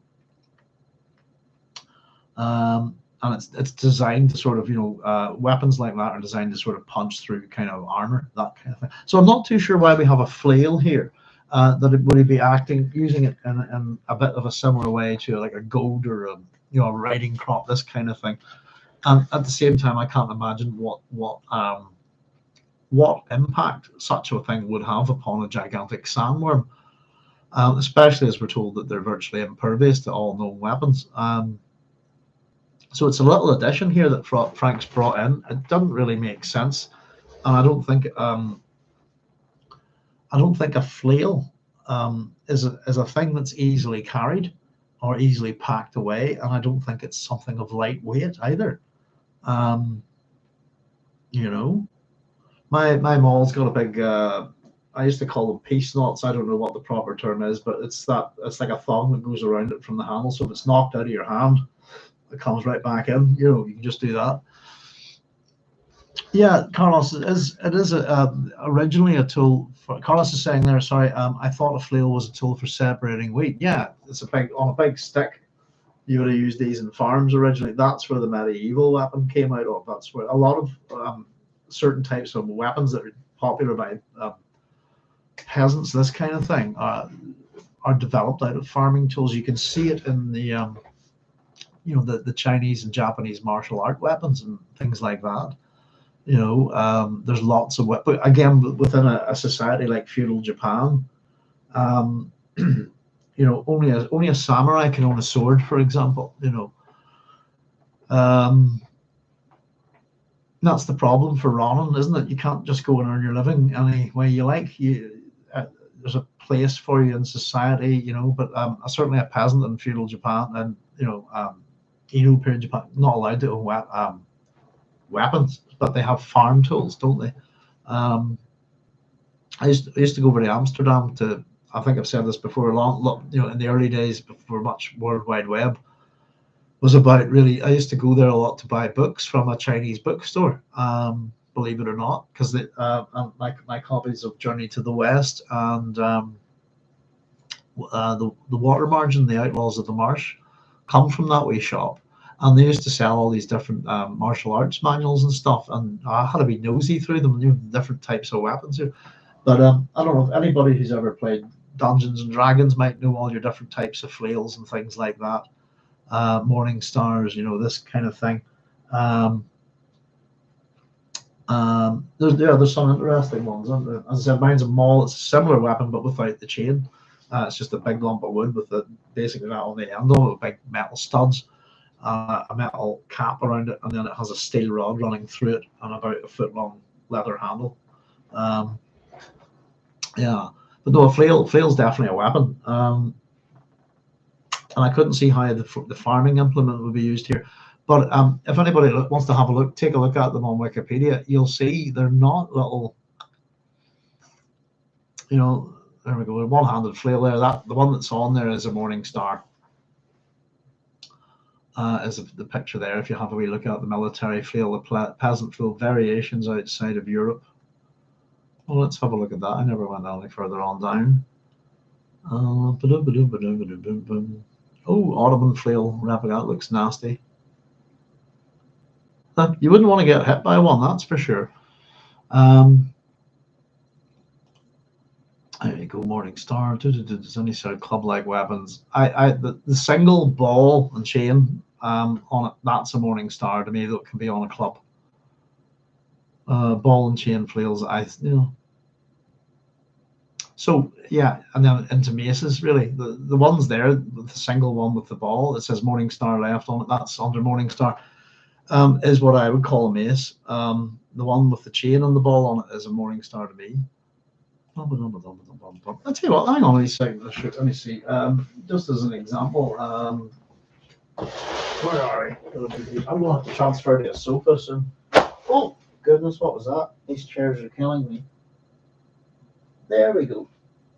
I don't know. I always think people know Dungeons and Dragons pretty well in the modern world, but when I was a kid in Northern Ireland, virtually nobody played it at all. What have we got here? There you go. Oh, we look. So you can see down here. This is the Oriental Adventures book from Dungeons and Dragons first edition, isn't it? A bunch of these. Sorry, over here. These would be various farming implements, all sorts of things. Very simple things that And again, stuff like this could easily come from farming implements. So even chopsticks are a weapon, which I think. So there's some great wee things in there actually. So I used to love all of this stuff that all of these kind of things in these books are very, very good. Before it all went to hell, I'm a first edition Dungeons and Dragons player, and that's it. I don't care for second edition, third edition, fourth edition, or fifth edition. I don't like. It's just exercises in selling more crap, isn't it? More books, more rules, so many rules that you can't even play the game. But not that you should play it that way anyway. But there we go. That's what a flail is, and I can't really imagine why he would be hitting a worm with it. And I don't know. The suggestion is, I suppose, that he's driven two worms into the ground, pretty much leaving them.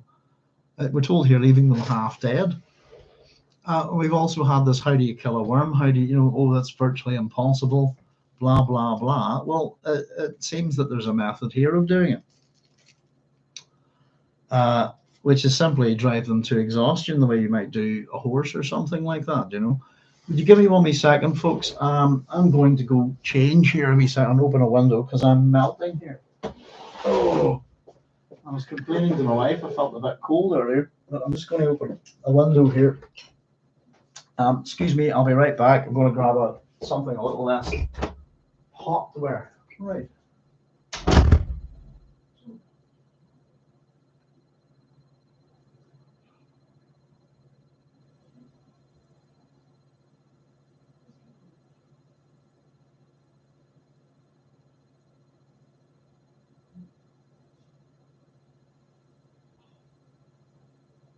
There we go. That's a bit better. Starting now. It comes into summer. Let me get a drink here.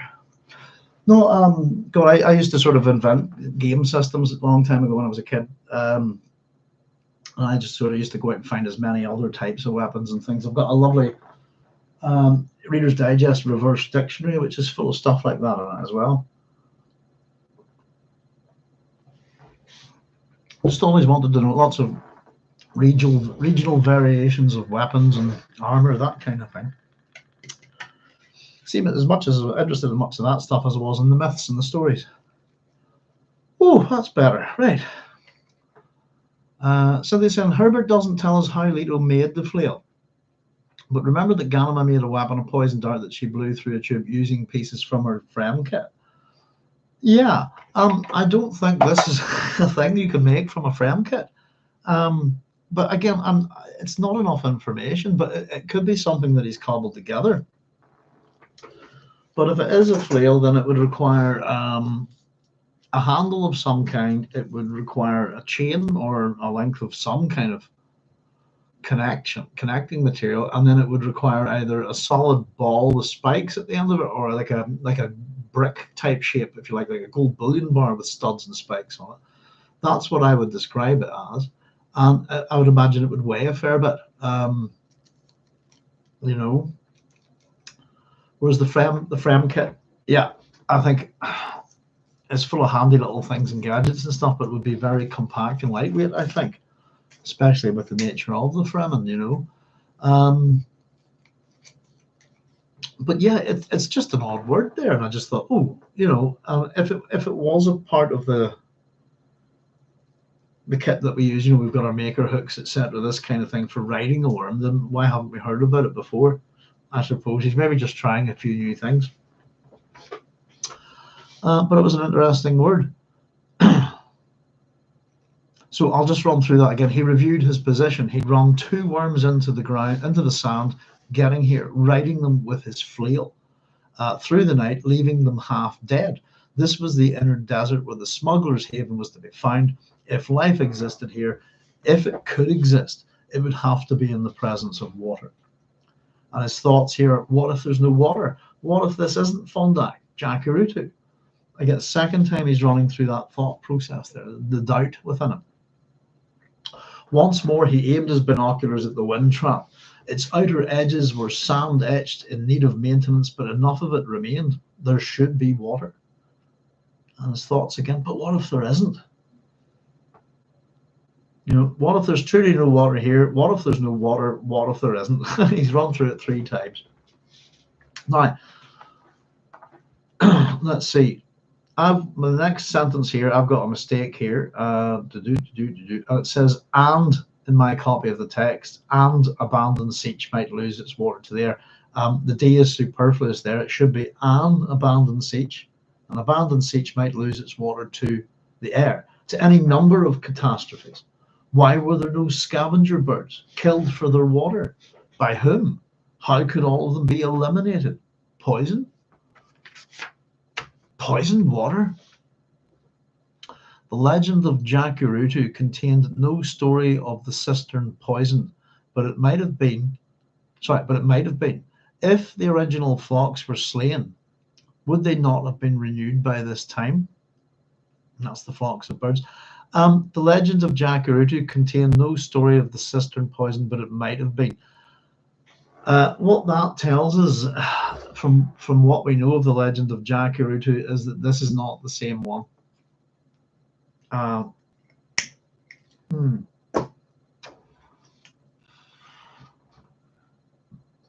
Pardon me. Bear with me a wee second. Where's I've got Dune stuff, don't I? Where are you? Folder. Oh God, I hope I haven't moved it. There, nope. Let's have a look in there. So it looks like I've moved things here. I'll put it somewhere where it would be handy. Nope. There it is, station stuff. Oh my God, Jacurutu. Legend of Jacurutu. I popped this up on the station's community page a couple of times. I'll just run it through it again with you quickly, because we're here, aren't we? Right, this comes from Dune, Arrakis, Brazil. There's one book, and pretty much on the planet, that seems to have this story in it. Here we go. In the past, there lived on the upper Uatama a cannibalistic chief who only ate the flesh of children and who gave no respect to the warlike Arawak Indians of the northern Amazon. His name was Jacurutu. So Jacurutu is a person. It so happened that after, and he's a cannibalistic chief. It so happened that after a certain date, Jacurutu began to eat the children of the Muras Indians, his neighbors to the south. The Muras went to the shaman to ask for help in confronting this abominable neighbor. Several spells were cast, countless emissaries were dispatched, but nothing could dissuade the bloodthirsty Jacurutu. And the Kuramins, which is boys, continued to disappear. Desperate, the Muras tasked the grandfather of the turtle, Urara Ramona, which has a sticky shell, with approaching the chief and setting a trap for him. The old turtle searched and ended up finding Jacurutu. He talked to him, he offered him some eggs, and said he was on a mission of peace. Then he said, "Sir, you're tired. Rest your foot on my shell." When he followed the turtle's suggestion, Jacurutu got his foot stuck in the slime on the shell. Then the turtle's grandfather dragged the chief into the river, who drowned. Feeling that he was going to die, Jacurutu left a message for the Muras. "My grandchildren," he said. "Children, it's true. I thought they were of the cursed Arawak race. Only now am I finding out they were Muras. It was a regrettable mistake. Without a doubt, I was betrayed by Anang, the devil. I wish you to forgive me and avenge me. Do not forget that the Arawak people are the sworn enemy of the Mura nation, and that they will not rest until they have destroyed all of your villages. Since I cannot restore the lives of your children," continued Jacurutu, "I will leave you an inheritance capable of perfecting your weapons. My corpse will turn into a plant.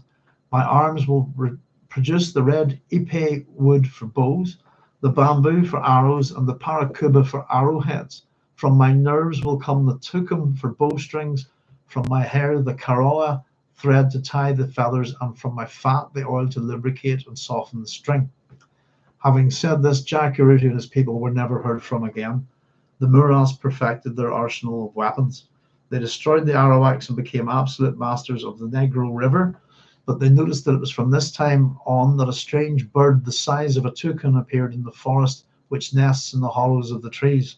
During the day, it sleeps in a tall trunk, and at night it hunts and shouts the onomatopoeia of its name. Hearing its mournful voice, the Indians stop all activity. He remains still, mute, until that ominous bird stops its macabre recital. The shamans say that it is the tormented soul of Jacurutu who wanders lost in the woods, fulfilling a penance imposed by Tupa. The source for this is legendary Amazon. I believe it's, let me see, it might be in Portuguese. It's Altino Berthier Brazil is the editor. The publishers are Posanata Arte and Cultura. It was published in 1999. And that's the book where this comes from. That now this all was made available by Dune Arrakis Brazil, by the way. So very much thank you to them. It was a great little bit of detective work on their part. I'll just paste that in for you. Boom. That's the book. If anyone can get a hold of it. But there we go. Jacurutu is a person. He's a cannibal, eating the wrong people basically, and gives up his body. The birds there as well. We can get where this is coming from, but the legend of Jacurutu, therefore, from what I can tell, has got nothing to do with the real Jacurutu myth. It's a mythological overlay onto the Dune universe. We have a place instead of a person. The nature of the trap, though, I think is very similar. Here we go. The Idwali were wiped out generations ago, and the stories never mentioned poison. Again, he examined the rock with his binoculars. How could an entire siege have been wiped out? Sorry, how could an entire siege have been wiped out? Certainly, some must have escaped. All of the inhabitants of a siege were seldom at home. Parties roamed the desert, trekked to the towns.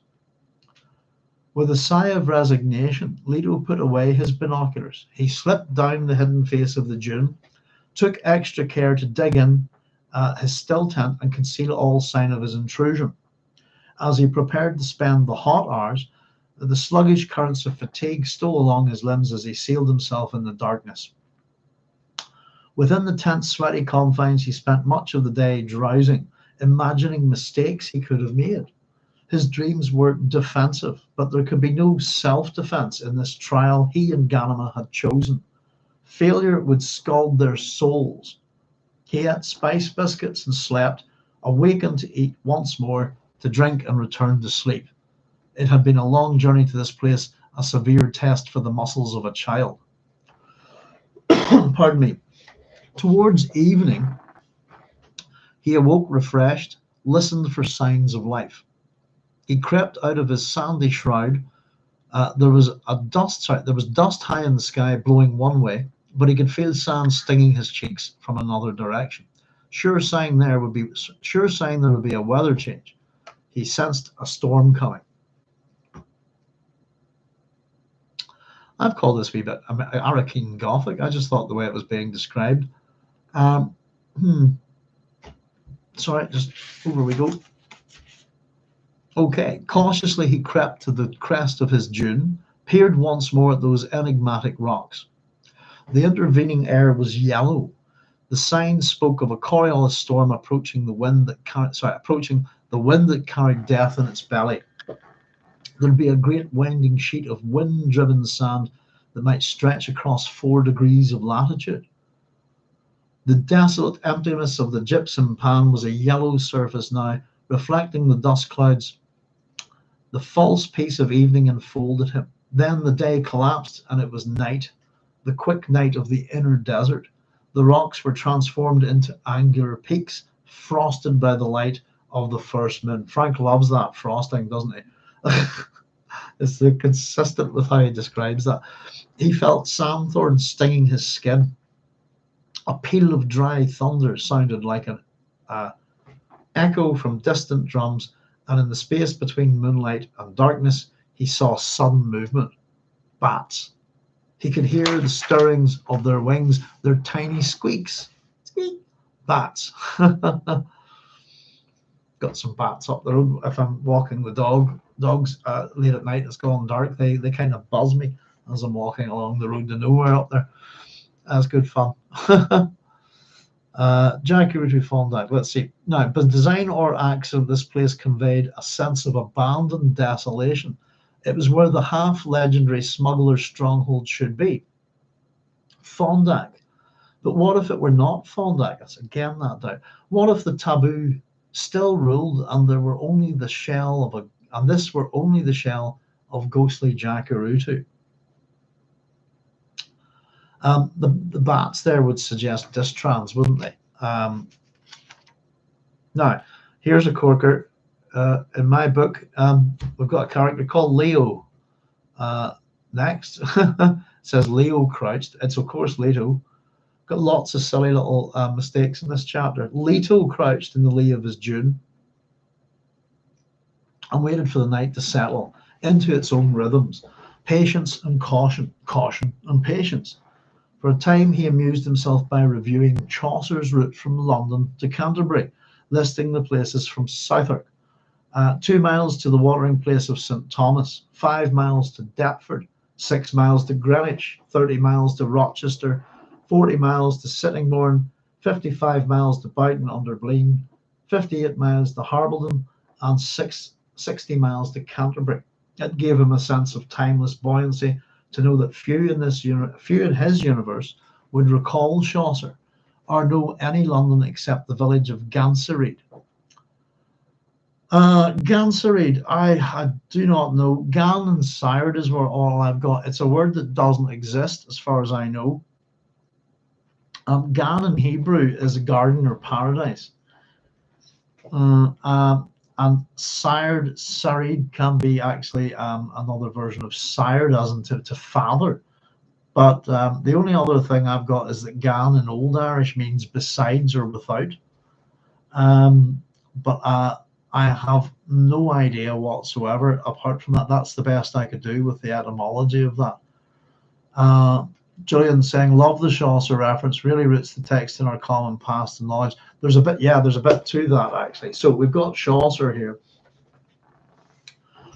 And you're going to be wondering why Chaucer, why the Pilgrim's route here is the Pilgrim's Way, which the route of Chaucer's Pilgrims takes partly of. Yeah, I've got my Chaucer here. Bear with me a wee second, folks. I've got crap in the way here on the move furniture. Oh, knocking books over. Where are you? Are you here somewhere? Let's see. There's the Franklin's Tale. That's one. Where would you be? Country Tales.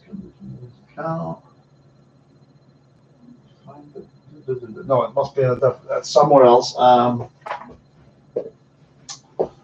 a copy of the Canterbury Tales, but I thought it was handy. It might have been useful to grab. This is one I did in school, actually. I love this one, the Franklin's Prologue and Tale. Like the Wife of Bath's Tale, etc.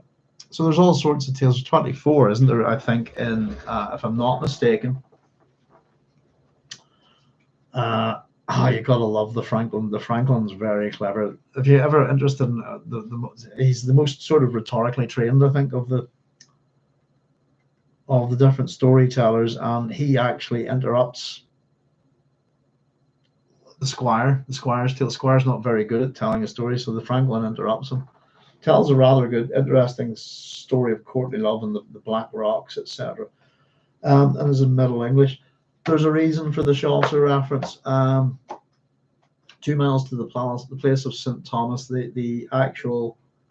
So in that era, if you like, Canterbury's a huge place for pilgrimage, probably one of the biggest in the world after Rome itself and places like Jerusalem. Canterbury Tales were written in the Middle English by Chaucer between 1387 and 1400. It's in Middle English. They're good fun. If you don't have a problem reading Middle English, it's it's not much different than reading Ulster Scots. It's just a bit like bad English.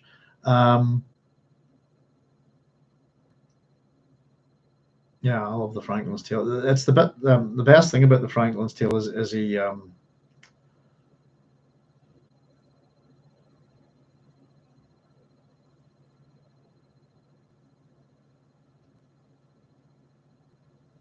as to my doom, there is none that is here of eloquence that shall be thy peer, if that thou live. God give thee good chance, and in virtue send thy continuance.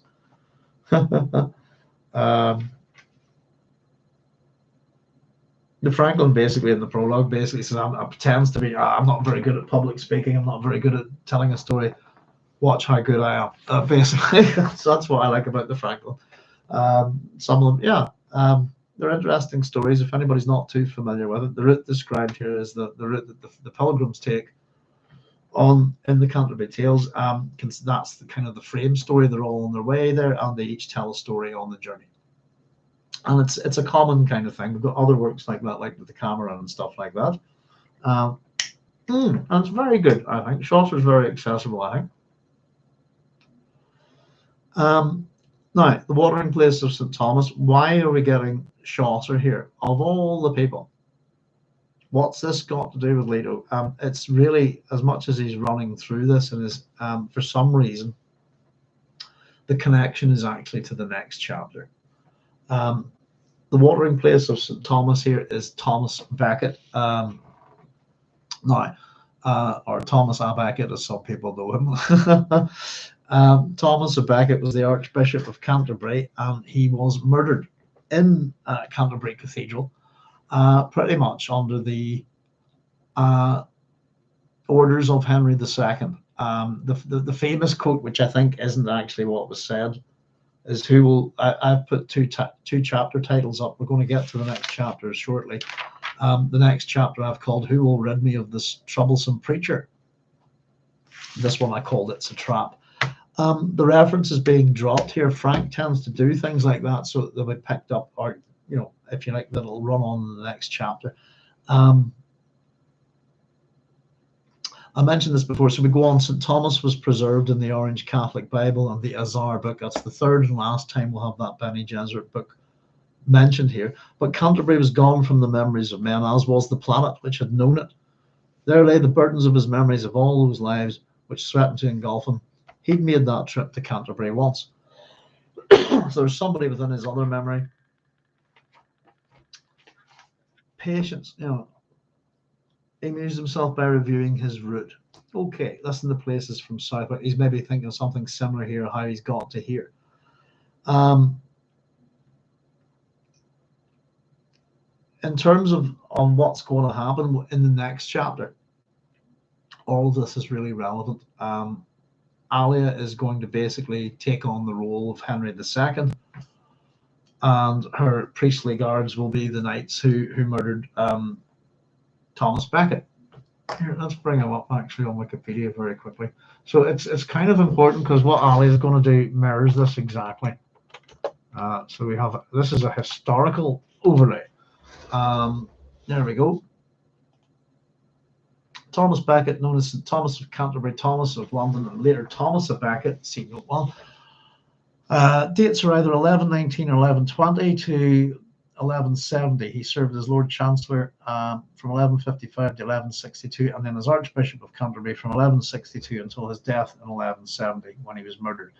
Engaged in conflict with Henry II, King of England, over the rights and privileges of the church, and was murdered by followers of the king in Canterbury Cathedral. I think he excommunicated, if I can remember correctly. Something to do with something was done that was meant to be done by his position, if you like. Let me have a look. Assassination. Where are we? Henry the Young King breached Canterbury. Right, here we go. This is it. So, in June 1170, Roger de Pont-l'Evêque, Archbishop of York, was at York with Gilbert Folio, Bishop of London, and Jocelyn de Beauharn, Bishop of Salisbury, to crown the heir apparent Henry the Young King.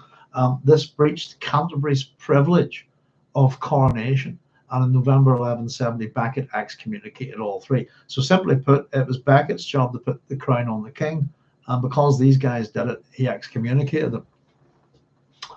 On hearing reports of Becket's actions, Henry II is said to have uttered words interpreted by his men as wishing Becket killed. The exact wording is in doubt, and several versions are reported. The most commonly quoted as invented in 1740 and handed down by oral tradition is, "Will no one rid me of this turbulent priest?" According to historian Simon Shamma, this is incorrect. Let's see. It accepts the account of the contemporary biographer Edward Grimm, writing in Latin, who gives, "What miserable drones and traitors have I nourished and brought up in my household, who let their lord be treated with such shameful contempt by a low-born cleric." Many other variants have found their way into popular culture. It's quite a brutal murder, isn't it? I haven't looked at him in donkey's years. Yeah. And of course, I think his murderers kind of went to the king, afterwards. They went into hiding, I think, and then kind of, can you? And he wouldn't kind of do anything to help them. And I think they had to flee. I think they fled to Rome eventually, and I think, let me see. I can't remember. They either ended up in the Papal Guard or something like that, or else they were sent to the Holy Lands for a crusade as penance, something like that. If I remember correctly. But why this here now? Memories of Old Earth, Chaucer, the Canterbury Tales, all of that, it's important for the next chapter, and we'll see why. Because, as I said, that the Canterbury, the pilgrimage, by the time we get to Chaucer, Canterbury Cathedral is much as a pilgrimage because Thomas Becket is canonized, isn't he? He's made into a saint. So 2 miles to the watering place of St. Thomas. Thomas Becket is the person we're talking about there. It's partly to do with the pilgrims on their way to Canterbury Cathedral. That's part of it. So Chaucer, if you think Thomas Becket's assassinated in 1170, Chaucer's a good couple of hundred years later.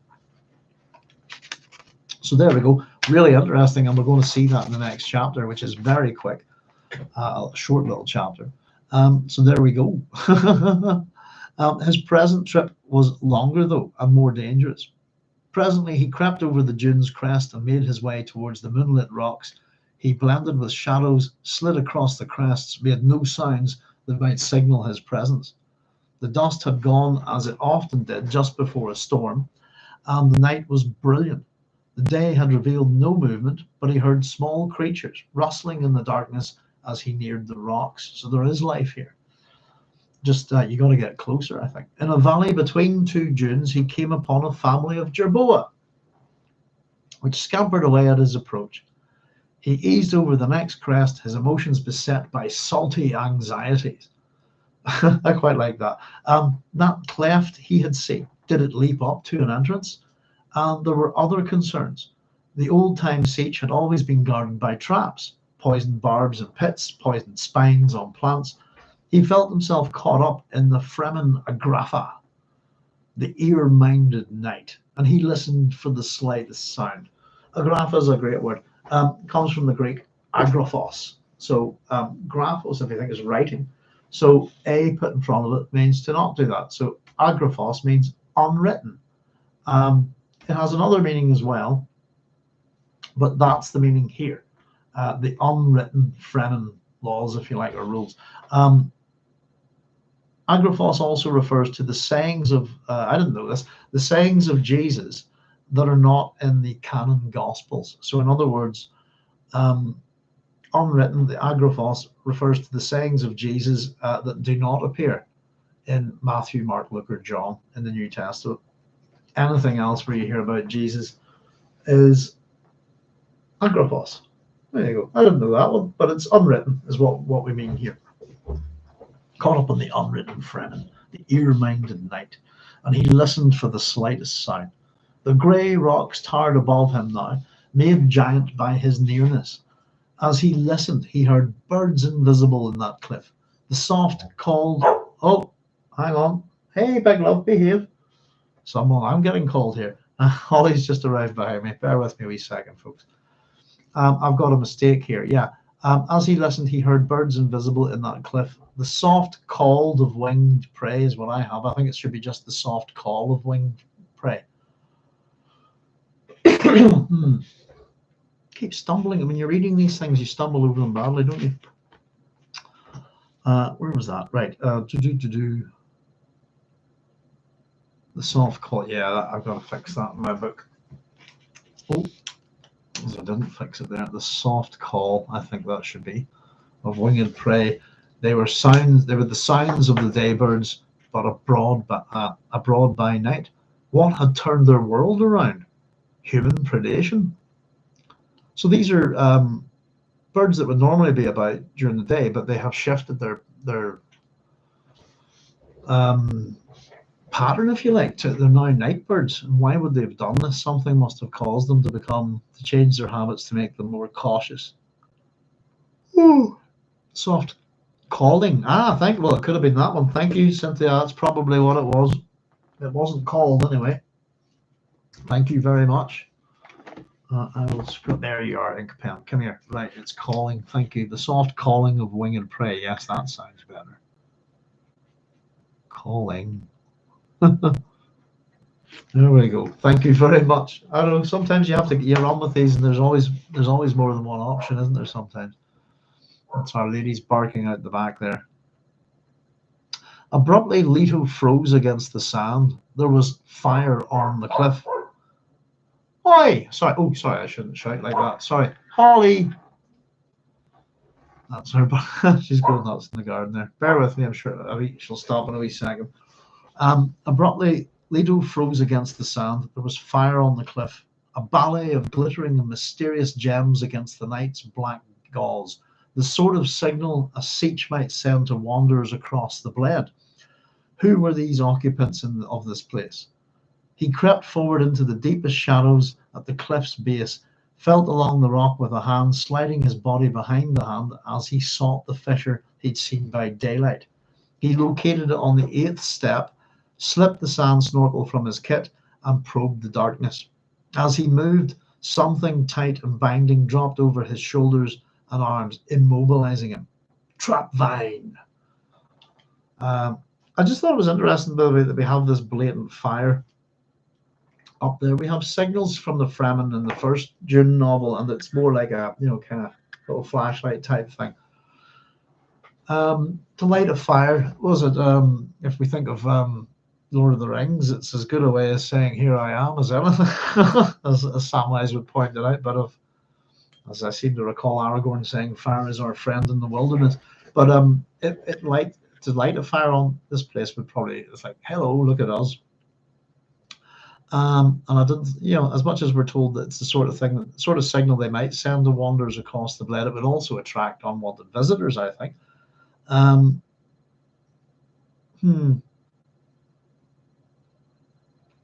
So, but yeah, a signal to wanderers across the blade. And of course, the thing, as I said, it's the, might as well look at this. Look at this. This is the problem. He's going to focus on the fire, isn't he? And that's, I think, is what its real purpose is here. He located it on the 8th step, slipped the sand snorkel from his kit, and probed the darkness. As he moved, something tight and binding dropped over his shoulders and arms, immobilizing a trap vine. He resisted. Oh, here we go. Is that another one? Yeah, he resisted. No, that's my mistake this time. He resisted the urge to struggle. That only made the vine pull tighter. He dropped the snorkel, flexed the fingers of his right hand, trying for the knife at his waist. He felt like a bare innocent for not throwing something into that fissure from a distance, testing the darkness for its dangers. His mind had been too occupied by the fire on the cliff. It's look at the shiny, shiny, isn't it? Each movement tightened the trap vine, but his fingers at last touched the knife hilt. Stealthily, he closed his hand around the hilt, began to slip it free. Flaring light enveloped him, arresting all movement. And we get a voice here. If anyone doesn't mind me saying, I'll let you know who this is, but this is going to be Gurney, isn't it, really? So I will just run with that because it's easier than going with a voice. Fine catch in our net. It was a heavy masculine voice from behind Leto, something vaguely familiar in the tone. Leto tried to turn his head, aware of the vine's dangerous propensity to crush a body which moved too freely. It's a bit like the sugar wire. I've written next to that. That's pretty stupid. If you want to capture someone in this universe, a lot of people don't want to be captured. They'll kill themselves. And we have two forms of entrapment, which basically allow a person to really do that quite easily. If I struggle against it, it'll constrict badly. And the sugar wire, if you struggle, just slice through you. So a hand took his knife before he could see his captor. The hand moved expertly over his body, extracting the small devices he and Ganima carried as a matter of survival. Nothing escaped the searcher, not even the sugar wire garrote concealed in his hair. It's another old-fashioned weapon here, isn't it? A garrote. Leto still had not seen the man. Fingers did something with the trap vine, and he found he could breathe easier. But the man said, "Do not struggle, Leto Atreides. I have your water in my cup." It's good as saying, "I've got you dead to rights." It's another one of those Fremen phrases, isn't it? Don't throw yourself upon my knife. Isn't that the one we heard recently? By supreme effort, Leto remained calm, said, "You know my name?" "Of course. When one baits a trap, it's for a purpose. One aims for a specific quarry. Not so?" Leto remained silent, but his thoughts whirled. "You feel betrayed," the heavy voice said. Hands turned him around, gently, but with an obvious show of strength. An adult male was telling the child what the odds were. They're not good, basically. Don't muck around. Leto stared up into the glare from twin floater flares, saw the black outline of a stillsuit-masked face, the hood. As his eyes adjusted, he made out a dark strip of skin, the utterly shadowed eyes of Milan's addiction.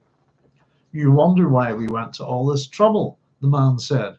His voice issued from the shielded lower part of his face with a curious muffled quality, as though he tried to conceal an accent. I've written that's what he's doing. Trying to conceal his accent. "I long ago ceased to wonder at the numbers of people who want the Atreides twins dead," Leto said. "The reasons are obvious." And as he spoke, Leto's mind flung itself against the unknown, as against a cage questing wildly for answers. A baited trap? But who had known except for Ganima?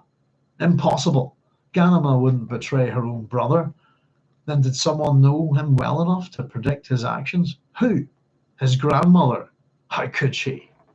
Ganima wouldn't betray her own brother. I don't know if that's an individual thing here, trust in Ganima. But brothers and sisters can betray each other. But it's not her in this case. He's pretty much sussed it. His grandmother. How could she? And it's yes, that's who's done it. Gurney is her man, isn't he? Here he is. You could not be permitted to go on as you were, the man said. Very bad. Before ascending the throne, you need to be educated. The whiteless eyes stared down at him. You wonder how one could presume to educate such a person as yourself, you with the knowledge of a multitude held there in your memories. That's just it, you see. You think yourself educated, but all of you are in a repository of dead lives. Sorry, all you are is a repository of dead lives. You don't yet have a life of your own. You're just a walking surfeit of other, all with one goal, to seek death. I've written next to that. That's important. Not good in a ruler being a death seeker. Your father, for example, never understood that, and he's cut off. Leto said, "You dare speak of him that way? Many's a time I've dared it. He was only Paul Atreides, after all. Well, boy, welcome to your school." The man brought a hand from beneath his robe, touched Leto's cheek. Leto felt the jolt of a slap shot and found himself winding downward into a darkness where a green flag waved. It was the banner of the Atreides, with its day and night symbols, its Dune staff which concealed a water tube. He heard the water gurgling as unconsciousness enfolded him. Or was it someone chuckling? It was someone chuckling. There we go. Into the trap. He thinks he's educated. You have the knowledge of a multitude, but that's it. You think yourself educated, but you're not. You're just a store of all this information. So yeah, as Julian was pointing out earlier, what was it? The how did you put it? Non-traditional mental attitudes towards learning, if you like. That's why we've been getting these kind of mentions in the they're going to educate Leto. Gurney's going to do it. And that's going to be interesting. Excuse me, I'm yawning my head off. Oh, goodness gracious me. We have another very short chapter to do here, which we're going to run through tonight. Julian saying it's a good empiricist question regarding the dead lives. Do they have real experience or just memory? Is experiencing necessarily tactile? His comment here had me wondering a few things about that. The dead lives. Do they have real experience or are they just memory? We can look at the Baron for that, and it seems to be that he's actively living through Alia. At the same time, you don't have a life of your own. You're just a walking surfeit, all with one goal. So all of these, the multitude, the knowledge, have a goal to seek death. And perhaps that it's been some kind of cheat, if you like, that whatever's happened, that we have these people in our memories. It's not the same as remembering someone, They're there, they can pop up. I have these people's memories. And if in some ways that's what we are in many ways, isn't it? Our memories. Do they all desire death for being trapped in someone else's body and someone else's mind with no agency? Or virtually none. So do they have real experience or just memory? Is experience necessarily tactile? I don't think so. In relation to the last bit, Julian, is experience necessarily tactile? Not really. I think if in terms of memory, it doesn't have to be. But do they have real experience or just memory? Memories aren't, as we talked about this, we don't always remember things perfectly well. We tend to put a good slant on the good things. It depends on how far back you go, I think, and a bad slant on the bad things that happen to you in life. But I've been exploring my own memory a lot recently. Oh, excuse me. And it's an interesting thing, And as much as I've been remembering good things and bad things, I was kind of wondering, why don't I remember all the kind of just the okay things, the days that weren't particularly good or bad, that I'm sure I enjoyed them well enough, but I don't have particular memories of them, So we have Leto captured. I'm going to just quickly run to the loo a wee second, folks, here. And we'll push on to chapter 36.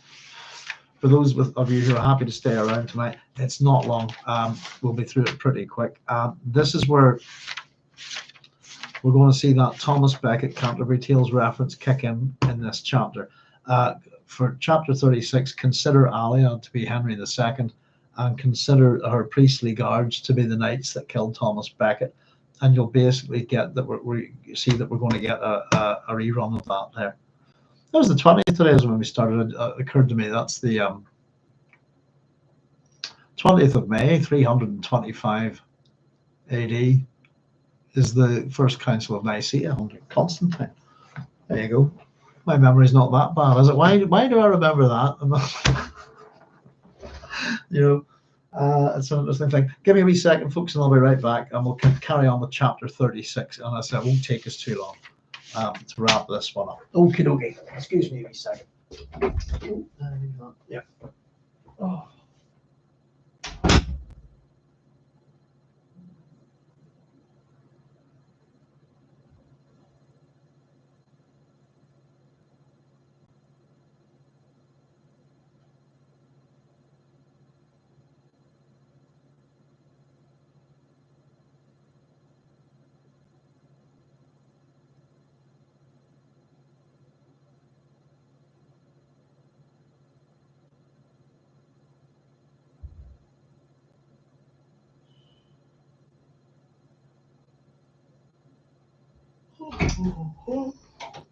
Goodness gracious me.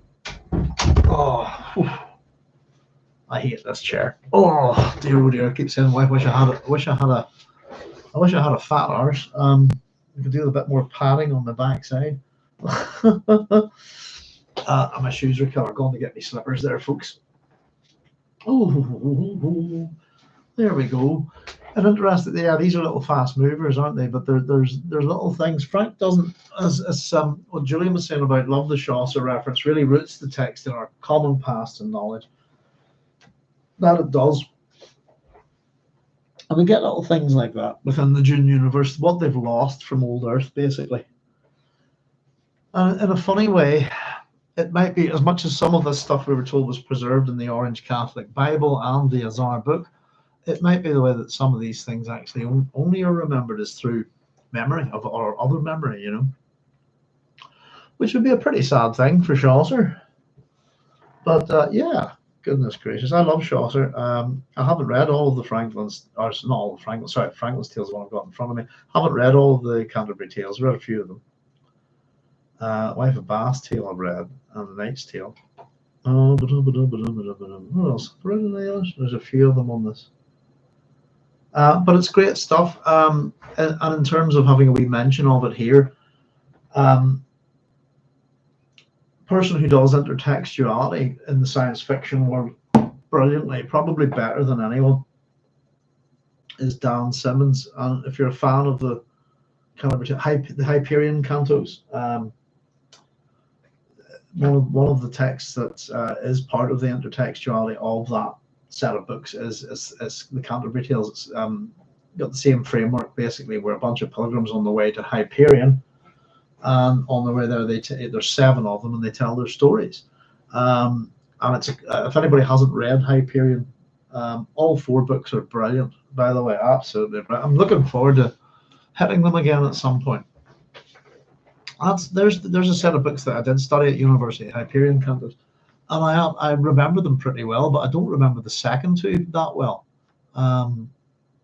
But by God, they're brilliant. They're really good. The stories of the pilgrims in the Hyperion cantos. There's also kind of there's a mix in with Keats, obviously, from Hyperion and Endymion and stuff like that. Keats is the messiah to the AIs, and a resurrected Keats is a messiah to the AIs in the Hyperion cantos. It's a fascinating set of books. If anybody's not read them, check them out. They're all chunky as hell. Oh, there's a character in there. There's a Radamanthus or something like that. There's this kind of space marine type thing. There's some really good action in it as well when it happens. But just fantastic storytelling. So they say Leto should realize that his captor echoes Jessica's Bene Gesserit biases regarding the preborn. I'm not sure why the past lives would seek death. Does this refer to possession? I don't know. It would seem possible, like a prison, maybe. It depends on if they're aware, doesn't it? And I think they are. We've seen that with whenever Ganima and Leto let Paul and Chani take over, don't they?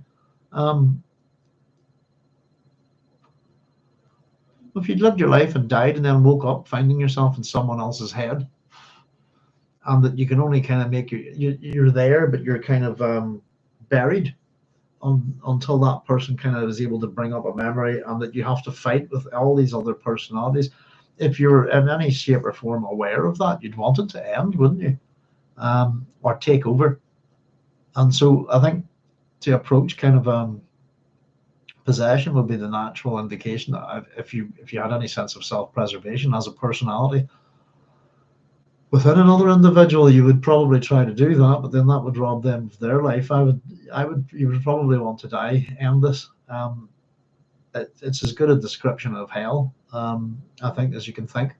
To me, the ultimate description of hell is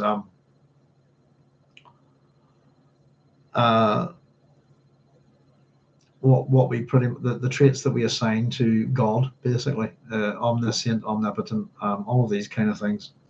If that was you, if you were all those things, your existence must be utter hell, because nothing would ever surprise you. This is the problem to a limited degree with prescience. Nothing would ever really surprise you anymore. Nothing would interest you. What would you do about it? It's an interesting thing. But I've always thought that the way we create our gods, etc., the description of the old, of the Abrahamic God is as close to hell as I could possibly imagine. I wouldn't want to, as much as I always say I'm a person that would love to know everything, but in all honesty, it's not really that true. I like to know as much as possible. There'll be always something. I would always want to have something else to learn, to know about. I've got books that I've put away for a rainy day. I haven't read them. Waiting for my real proper old age, if you know what I mean. Hopefully I'll stay alive to read a couple of books. There's two books, like for example, two books I'm dying to read that I've promised myself. I'm putting them away for the days when I just read and I'm old and tired, and hopefully I can still read. And they're Moby Dick and Don Quixote. I have both books and I haven't read them, and I'm keeping them. You should always keep. I don't know, just always keep something by. I was particularly sad then, for example, when Ian M. Banks died. And I knew I was never getting another Ian M. Banks novel, and I had read them all. I didn't, have one to keep. For a long time, I was reading everything by Philip K. Dick, and I had one novel left to read, just one. And I kept it on my shelf for ages. I didn't want to have them all read. Does that make sense? Interestingly enough, I went ahead and read it anyway, because I started to realize I've read that much of these things, it's hard to remember them, and it's about time I started reading them again, and that's another thing just with memory, is for me, I had a large body of science fiction read. A lot of my favorite stuff read before I was 10. I think I was a very young reader. A lot of this stuff, and I was reading some of this stuff through like Puffin book clubs in primary school and things like that. In fact, my first science fiction book was Of Time and Stars. I actually bought myself by Arthur C. Clarke, but I was a little avid library reader, But yeah, memory is a funny thing. I don't know. I wouldn't want to be stuck in someone's head, my personality in someone else's head. I think you wouldn't want my personality stuck in your head either. I'd do your nothing. I really would. I'd fry your brain. And that's just if I can come to the fore. It does raise all sorts of questions about, other memory and what level of agency the memories, the personalities have, but we talk about it in terms of memories, but it is actually personalities, isn't it? And their memories that you can make use of. Julian saying the intertextual references from Old Earth help the reader relate to the prescient more than the average Imperium citizen. That's a really good point, Julian. Very good. The reader is allowed to feel in the know. Yes, we apply our own comparisons. Absolutely, that's a great point. It does. It gives us a wee bit of inner knowledge, doesn't it? The thing is, sometimes with Frank, what he does with these things is a bit obscure. We have to figure it out. The Canterbury Tales thing, as much as he's considering his journey from how he got from Arrakis to here, that's a part of it. But actually, what that's about is in this chapter. So let's have a look. We've got epigraph number 36. We can still remember the golden days before Heisenberg, who showed humans the walls enclosing our predestined arguments. The lives within me find this amusing. Knowledge, you see, has no uses without purpose, but purpose is what builds enclosing walls. Leto Atreides II, his voice. Oh, excuse me. Oh, I was going to get a good yawn out there. I'm a wee bit tired here, folks, tonight. It's been a long day. Oh dear, that previous chapter took a wee bit longer than we thought, but I'll do my best not to yawn too much. Running by that, we get another comment like that. Knowledge, you see, has no uses without purpose. I don't agree. Purpose is what builds enclosing walls. Sure enough, what's your purpose? Why do you need a wall? If you look at things like, what am I thinking on? Thucydides' history of the Peloponnesian War. It's a long time since I read that. I think it begins with the Archaeologia, is that it? But I think he talks about civilization. It's what is a civilization, and he thinks, if I remember correctly. Oh, sorry, I'll get that yawn out. That way, I'll not bother it. But it's building walls is a civilizing process, if you like. What's the purpose for building a wall? Mutual defense, all safety, all of these kind of things. Protect what's in, keep things out, etc., etc.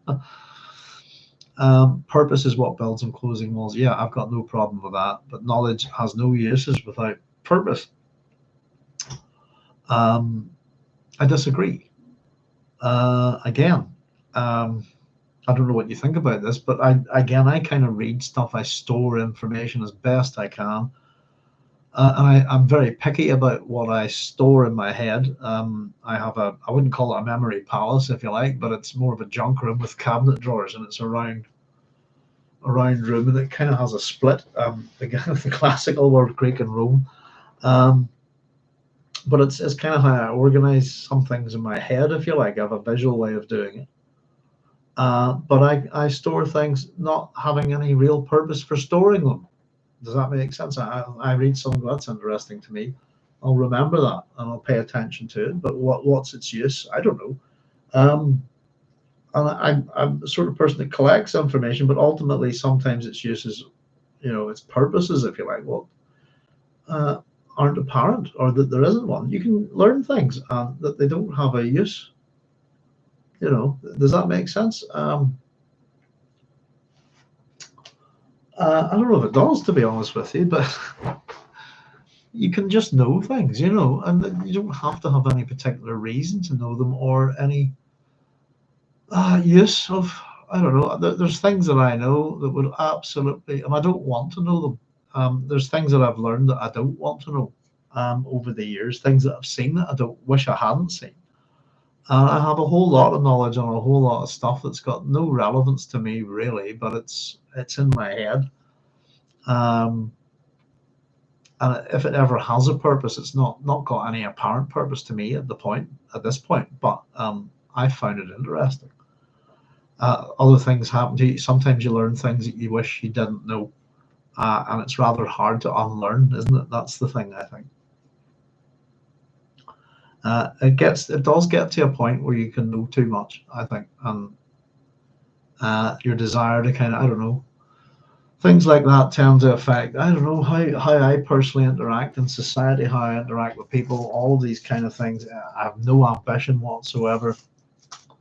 I don't care for such things. I'm not interested in my place in society or any of that crap. Just don't care. But I find things interesting. I find things amusing. There's a lot of things that I find interesting, amusing that almost nobody on this earth would give a flying toss about. What good are they to me? What purpose do they have? None. doesn't make it any less useful, or any less worth not knowing, I suppose. And sometimes you just learn things, ooh, you know. So again, as Julian put it earlier, it's a kind of a non-mentat way of thinking about human knowledge and education. Oh, excuse me. So sorry about this. He's yawning. Kate yawning. I actually quite enjoy it sometimes. Let's have a wee look. Carlos saying, given the saturation of spice on Dune, how likely would a pre-born birth be? I kind of thought that myself. You know,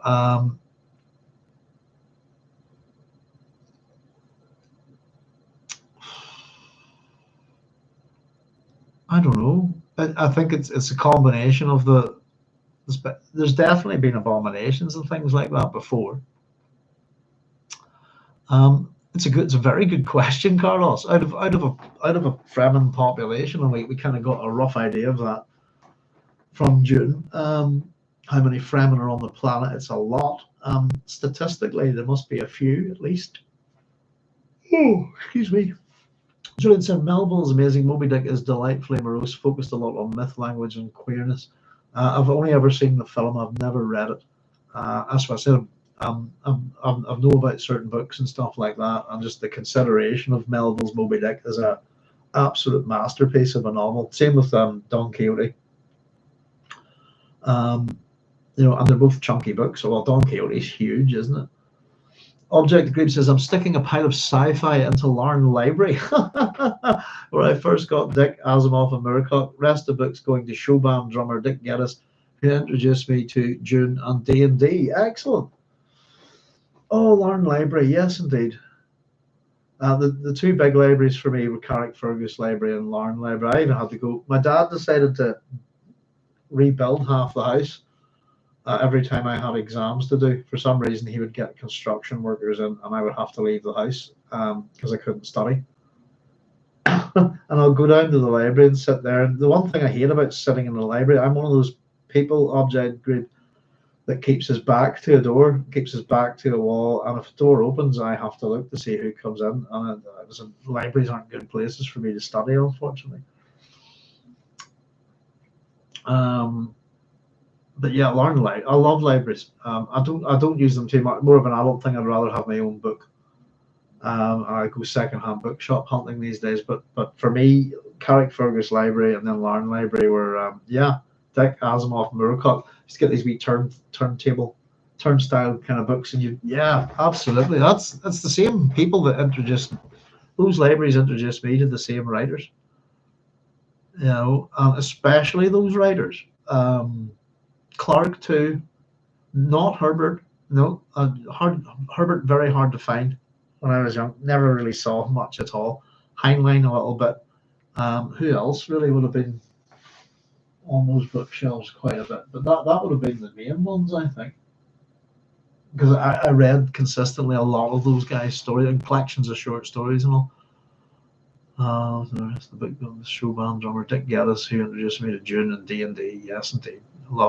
Used to love D&D, but you need people to play it with. So they said Julian agreed. Moby Dick is a favorite, and whale oil was the spice of its era. Yeah, don't spoil it. I know what happens. That's the thing. It's to enjoy the book, isn't it? I know the story. Enjoyed the film very much. The whole Captain Ahab and Moby Dick thing has a long run in Star Trek as well, doesn't it? It's a kind of overlay that they apply to starship captains and Khan as well, isn't it? It's always like Star Trek Star Trek 2, The Wrath of Khan is pretty much Moby Dick in a kind of way, isn't it? With Khan as Captain Ahab and I don't want to say it, but Captain Kirk is Moby Dick. It's maybe the Enterprise more Moby Dick, a big white whale, I suppose, isn't it? But yeah, I look forward to both of them. I'd say that I'd probably be looking forward to Don Quixote more than Moby Dick. I think Don Quixote would be more my kind of thing. But they're two stories that fascinate me. Know a fair bit about them, but haven't read them. And it's because I like to keep something for another day. You know, you just can't read everything instantly, and you can't do that anyway. Part of me even thought about starting these books, just hit them in alphabetical order and start moving from left to right. Any ones that I haven't read or can't remember, but there's too many, and I would end up settling on some authors. But I've got a chunk of books, a bunch of books up on my shelves that I've said this. I've got a lot of sci-fi here that I've read, and I've got a good chunk that I haven't read yet. Secondhand books are put aside for rainy days. Looking forward to it. So the golden days of Heisenberg and his uncertainty principle, all that kind of stuff. Knowledge has no uses without purpose. Disagree. Pardon me. But purpose is what builds enclosing walls. Sure. Is it the suggestion is that what you know is an enclosing wall in your mind,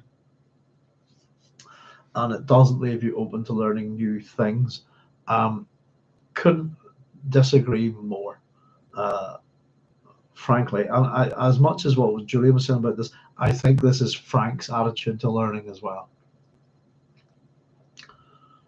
Frank takes what he wants from a particular subject and then tends to, certainly with his university career, then he tends to just, I can't be bothered with the rest of that. If you want to look at that from an academic point of view, simply put, I would argue that he learns what he wants, and then if you do that, you're kind of running away before you test yourself, aren't you?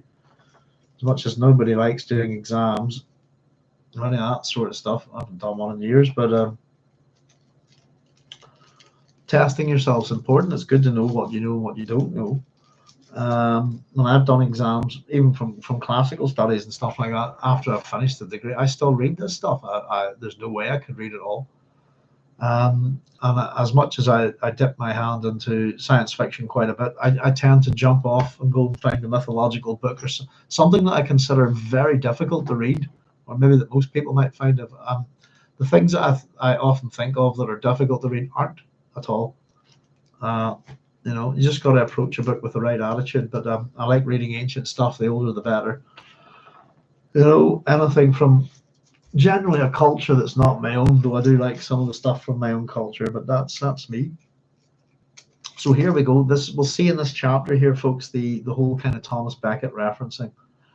It's pretty quick, and we have a few words to explain in this, but they all come at once. So here we go. Let's pile in before I end up yawning too much.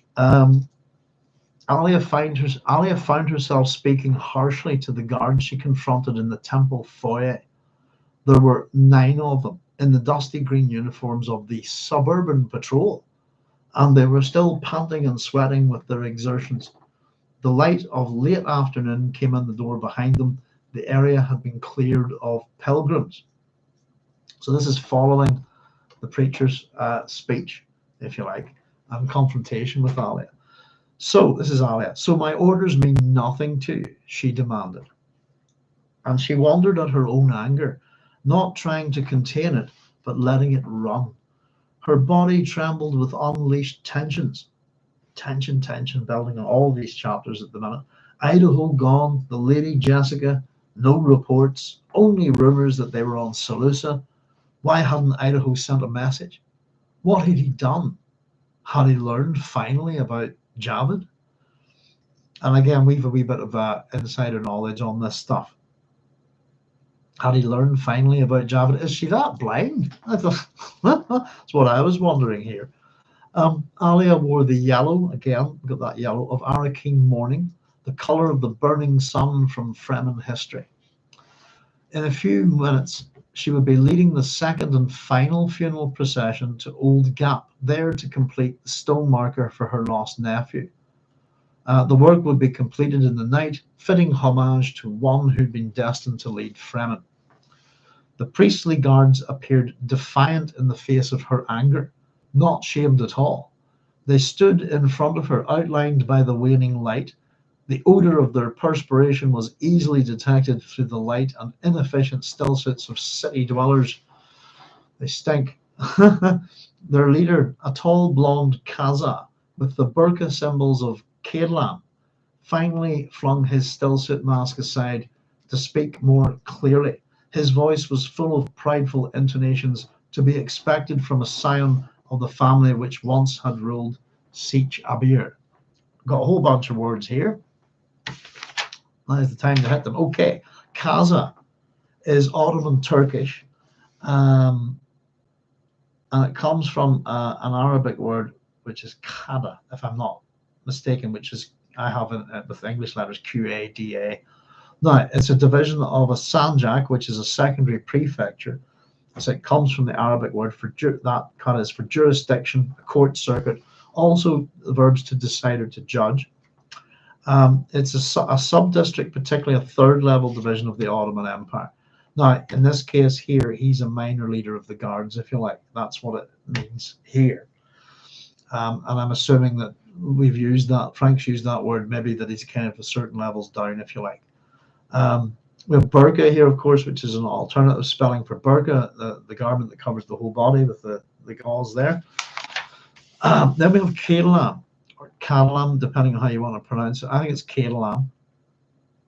Now, this is you're going to enjoy this because I did all the work on this and then had Frank do it for me about a page later. So I was going possibly Cade as untended or not raised by its mother and raised by a human. So Cade means an animal that's not raised by its natural mother, but is instead raised by a human, often as a pet. And it's usually a lamb. So lamb in this case is a lamb, one of those. I went on with clam is also from the Proto-Germanic lamja via Middle English to beat or thrash or to run away. It has several meanings in a whole pack of languages, including lame and lamb. But in this case, it is literally this first one. Cade, someone who's been an animal that's been raised not by its mother but by a human, often as a pet. That's Cade, and then lamb. So the term is often associated with lamb as well. I had no idea. I looked this one up and had not heard it before. So that's what it refers to here. The other one then we have is abir, which is Persian, Ottoman, Turkish, and also Kazakh, and it can mean honor or reputation. This is the Sikh abir. As a noun, it can also be with appearance or looks, and also to do with shame. However, in Hebrew, abir, strong, mighty, or protector, from the verb abar, to be strong or to protect. And in the Old Testament, abir is used as a title of God. In Arabic, it's spelled abir with one B, as was the previous one, and can mean fragrance, aroma, or perfume. So take it what you like. I actually thought the Sikh name would be strong, mighty, or protector. That one made the most sense from the Hebrew. And Cadelam. So that's this guy's name. In this case, Cadelam is a family name of a Fremen here. Family name in Dune. So there we go. So that was all those little terms explained. And here we go. So the guard leader, this is Cadelam. That's his name. His family name, I suppose. Which is interesting because we haven't really had many of those with the Fremen at all, have we? Certainly we tried to, this is him here, certainly we tried to capture him. The man was obviously outraged at her attack. He speaks blasphemy. We know your orders, but we heard him with our own ears. And I wasn't quite sure what that meant there, to be honest. And I've written there, I'm not sure about this. This is Alia. And you failed to catch him, Alia said, her voice low and accusing. One of the other guards, a short young woman, tried to defend him. The crowds were thick there. I swear people interfered with us. This is Cadelam. Cadelam or Cadelam, I think. Cadelam. I'll go with Cadelam. I think I'll try to stick with that. We'll keep after him, the Cadelam said. We'll not always fail. Alia scowled. Why won't you understand and obey me? My lady, what will you do, scion of the Cadelam, if you capture him and find him to be, in truth, my brother?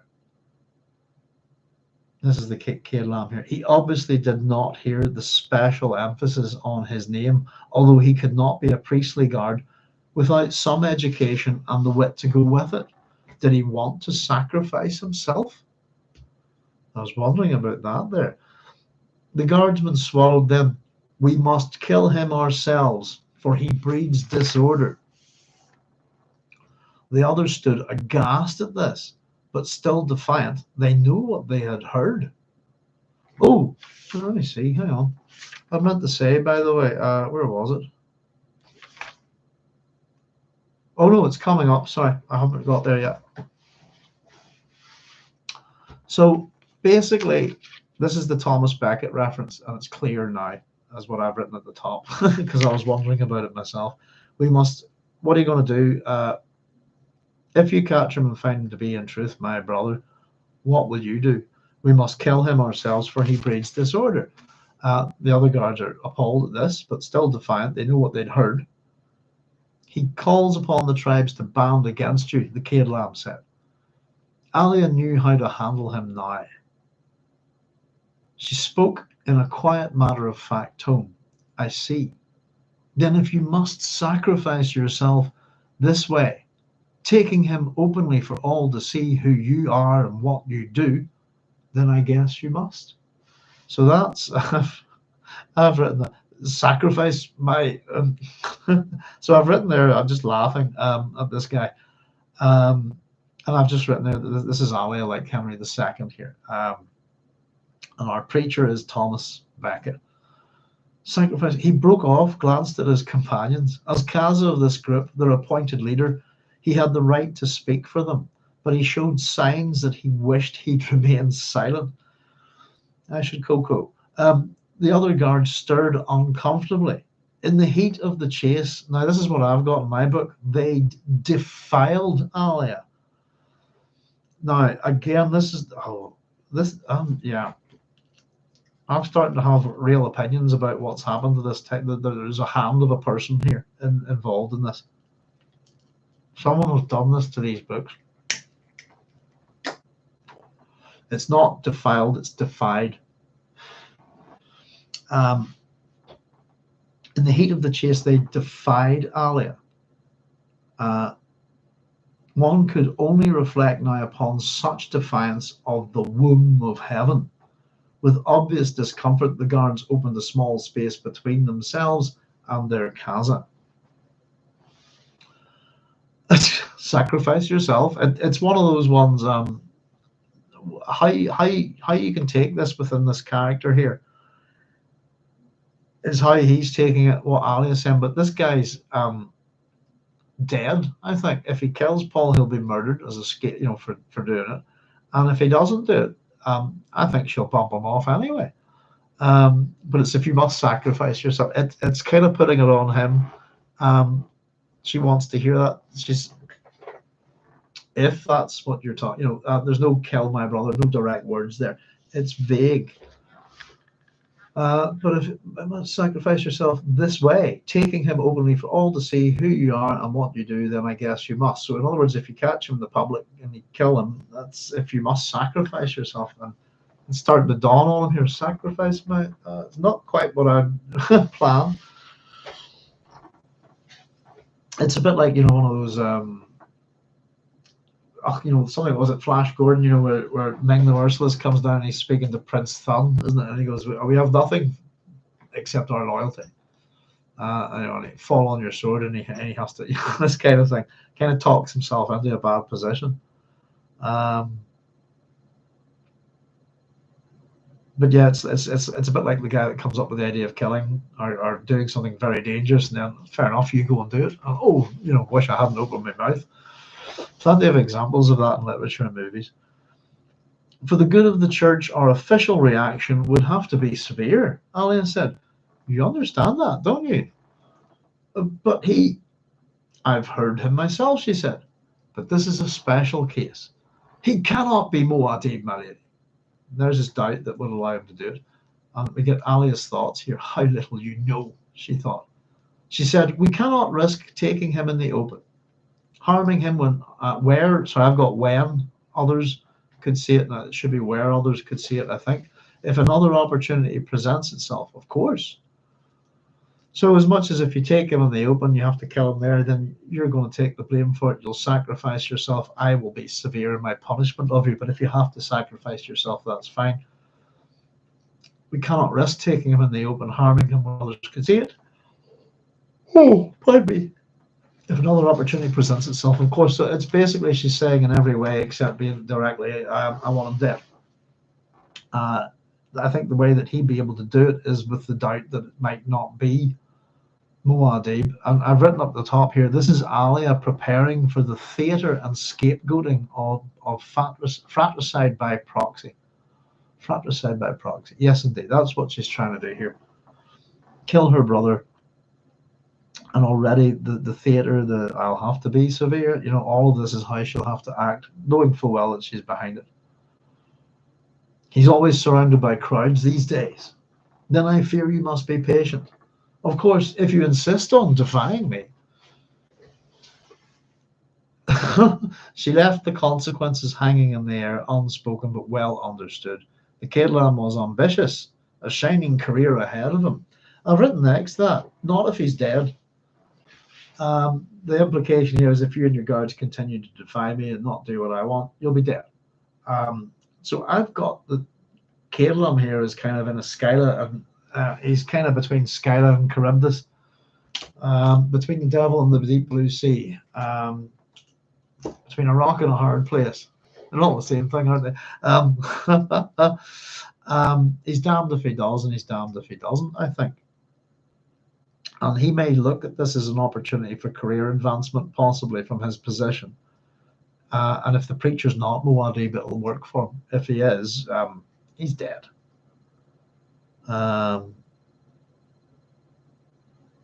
This is him again. We didn't mean defiance, my lady. The man had himself under control now. We acted hastily. I can see that. Forgive us. But nothing has happened, nothing to forgive, she said, using the common Fremen formula. It was one of the many ways a tribe kept peace in its ranks, and this Cadelam was still old Fremen enough to remember that. His family carried a long tradition of leadership. Guilt was the Naib's whip, to be used sparingly. Fremen served best when free of guilt or resentment. I think they make better killers that way, don't they? This is Cadelam. He showed his realization of her judgment by bowing his head, saying, for the good of the tribe, I understand. Go refresh yourselves, she said. The procession begins in a few minutes.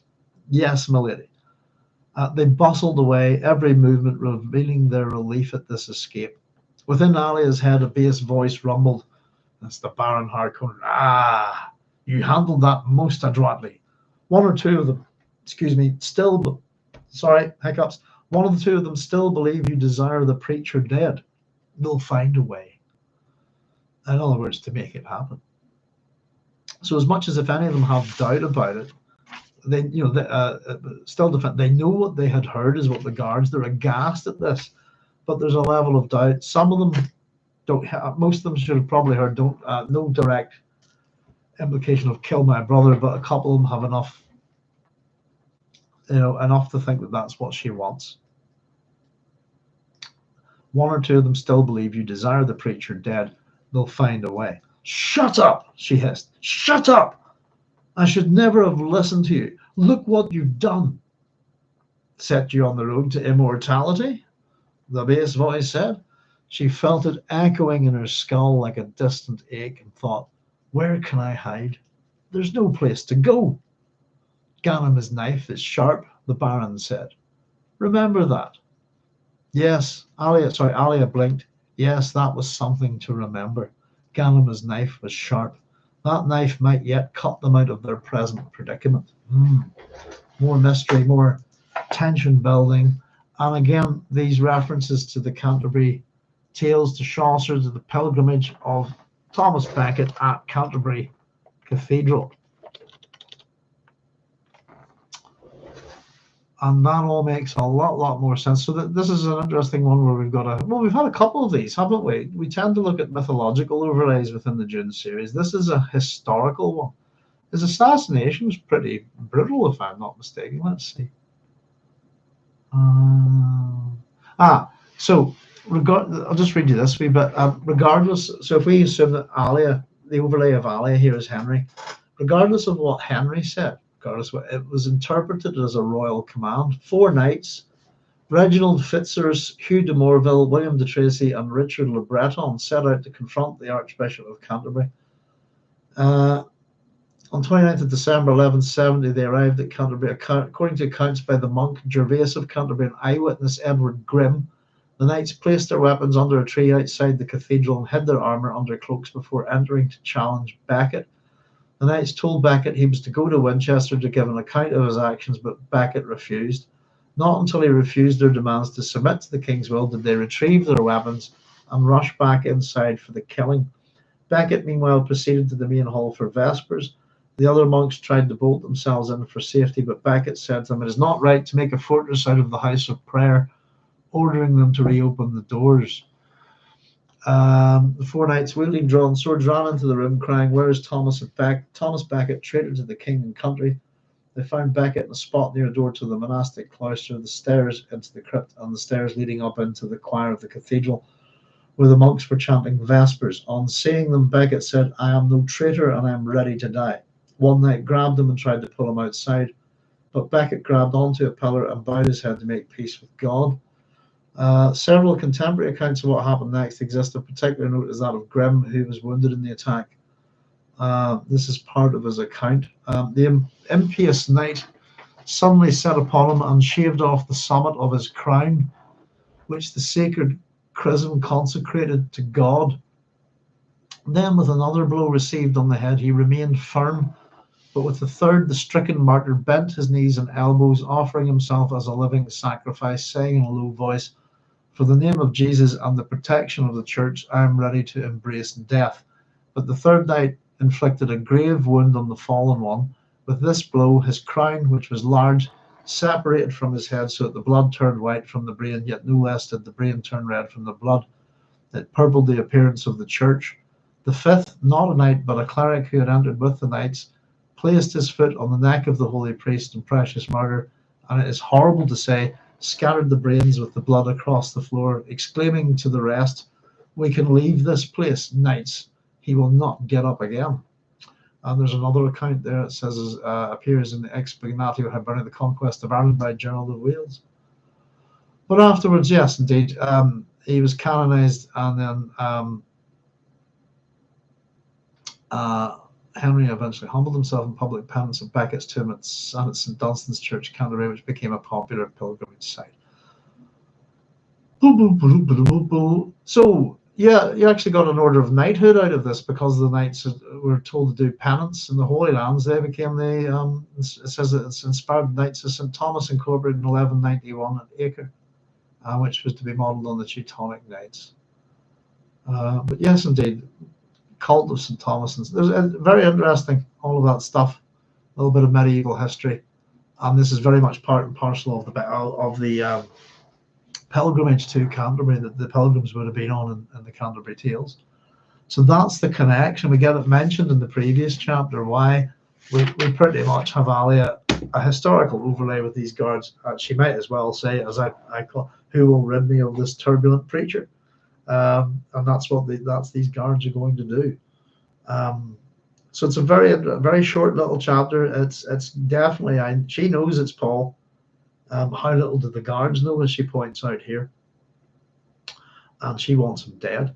The Baron is popping up there, and we're getting a little bit of self-pity with Alia, but she really is lost here. Where can I hide? There's no place to go. Can't get away from this monster. Can't get away from any of it. The whole shut up, I should have never have listened to you. Look what you've done. There's regret there. And there's a possibility, I still think of Alia as our hero, even though she's the villain in this book. She was a hero. She's turned to the dark side, if you want. She's been possessed by the Baron. How much of what's going on is the Baron? How much of it is her trying to maintain power?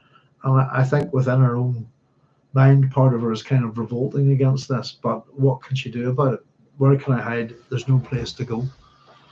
And everything's been set in motion, and all of these tensions are affecting her. She doesn't know where her husband is.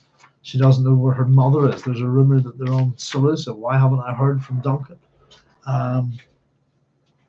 Does he know about my affair? You know, what's going on with Jabba? So it's quite a lot dumped in that wee chapter. It's a great wee chapter, especially the way that I think that Frank's worked that little Thomas Becket, St. Thomas. You know, have we even mentioned that he's didn't even call him Thomas Becket here? Just St. Thomas. If we know the Canterbury Tales, know a bit about Canterbury and all of that, Chaucer, do a little bit of work on it. I said we can figure that out. And it is very much a historical overlay as opposed to a mythological one, which is nice. Sometimes the mythological ones are trickier to figure out. And we can certainly see with the Jacurutu myth in the previous chapter that Herbert's taken a couple of aspects of it. He's probably thought it's a ridiculously obscure myth, and he was right. It is a ridiculously obscure myth. Oh, excuse me. But the whole nature of Jacurutu as a person, it's the turtle shell, all of it being a trap, etc. So we read through it there again tonight. We read through it a few times, but it's an interesting, very unusual myth, cannibalism and all of that stuff. And I wonder to what sort of period that dates, if you like, get a sense it's an Amazonian kind of myth.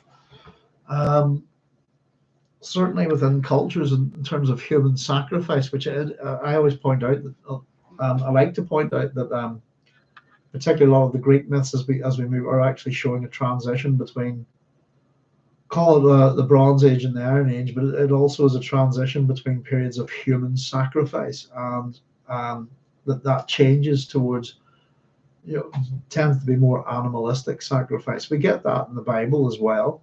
We get there's a different section in a separation in the Old Testament between the Bronze Age and the Iron Age.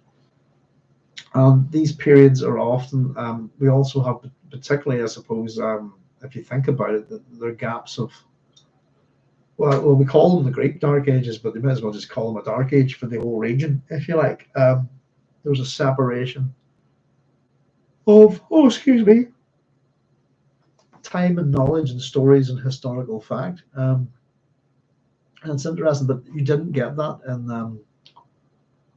you know, in the, how would we put it, the Mesoamerican, South American cultures. They're still at it. Still at human sacrifices. It's one of the things we think of in terms of the Mayan pyramids and stuff like that. The Mayans, the Toltecs, the Aztecs, all of this. I've seen images of cocaine mummies from one of those cultures, and they were part of a human sacrifice, and they're dated to around 1500 AD. So some of these cultures, as much as, you know, this sort of stuff ends to a degree in certain parts of the world, it carries on in others. And in particular, where something that's really interesting to look at with this kind of stuff, by the way, is the Roman response to the Druids in Britain, which is absolute. The Druids practiced human sacrifice in Britain, and they were absolutely slaughtered to the last man by the Romans. The Romans would tolerate just about any religion through the Roman interpretation, Interpretatio Romana. They would not tolerate human sacrifice at all. The response to that attack is the Boudiccan revolt, isn't it? Which doesn't go well for Boudica either. There we go. Well, listen, folks, just hit 1 o'clock. We got 2 chapters done tonight. Apologies for the yawns. A wee bit tired. Not sleeping the best at the moment. My old funny sleep thing. That's just doing it. I'm also getting up ridiculously early. Usually at this point, I'm not too bad, which is why I tend to do these things a wee bit later on. But there we are. Well, listen, folks, I'll wrap it up for tonight. Some fantastic ideas from everybody tonight. Some great comments and questions, not all of which I've got the answers to. Frank's been it's a couple of well-written chapters, though I have to add I've got a horrendous amount of tiny mistakes, nothing too major, nothing that's changing meaning too much. Defiled and defied, I suppose, you know. There's object degree since Schlantadot. Thank you very much. Object degree. Yeah, send me your wee link to the mega city thing in the email. Object degree, if I'm saying that right. I'm curious, what's mega city on? Or is it just that you're building a bonfire that would rival a mega city block? Cynthia said, thanks, Doc, and all. Thank you, Cynthia. No, just thanks, everyone. It's been a couple of interesting chapters. They go quickly, these ones. There's a few things to figure out, but we've had a certain amount of setup done and things resolved. It's time to push forward with that. We're getting our tensions building again, which Frank is an absolute master at. He's so good at it. Sometimes he's a wee bit obvious. He likes to just point it out. But a couple of good chapters, a couple of fast-moving chapters. We're going to jump back to Leto at Jacurutu in the next chapter, and it looks like, let me just check before I head off. We're saying that we're hitting a cluster of short chapters. That was 30. Yeah, we'll have 2 for next week, and then the following week will be another. Yeah, we're a whole bunch of them. The chapters are each set of 2 chapters is the equivalent of 1 normal chapter for me. So for next time, we're going to have a bash at chapter 37 and chapter 38, which is looking interesting. And again, so hopefully one's kind of medium length, one's kind of very short together. Oh, excuse me. They give us 1 decent length chapter so we can get through it and leave it. And this will pick up, I think, our speed, our impetus as we head towards the back of the book, which is what you want in a good, well-written book. In fact, the person that does that the best by far, as far as I know, is Ian M. Banks. If you read, see his last 3 culture novels, but he'll take your attention and build, and then he'll drop you like that, and you'll just keep falling all the way to the end of the book. It's had such speed, it just becomes so frenetic, and his pacing is incredible. But this is a book I'm kind of looking forward to this, because this one's been written, Children of Dune is written differently than Dune and Dune Messiah, and it's of comparable length to the same Dune and the rest. The only one that's different in terms of length is Dune Messiah. But this cluster of short chapters as it moves, I think will, this is what I expect it to do, is pick up the pace of the book, drive us forward faster to the end, and it'll get us there quicker as well, without trying to, we'll never cut any corners with this book club at all. We'll leave no word unlooked at, but it will get us, we should start moving 2 chapters a week really towards the end of the book a lot quicker, and I think that's a great thing, LJ agrees, saying no email sent, thank you, and no, I'll look forward to looking at that, and no big bonfire this year. I think they have a bonfire, just not an enormous one, but there was a fatality with that, wasn't there, LJ group, not too long back.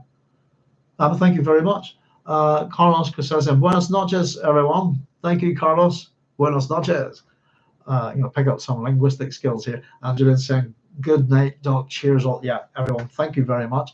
Just to quickly remind you, we will be back next week at the same time, 10 o'clock GMT +1 for the next 2 chapters, which are going to be 37 and 38. But if you'd like to join me, I'll get a title card set up tomorrow on Sunday.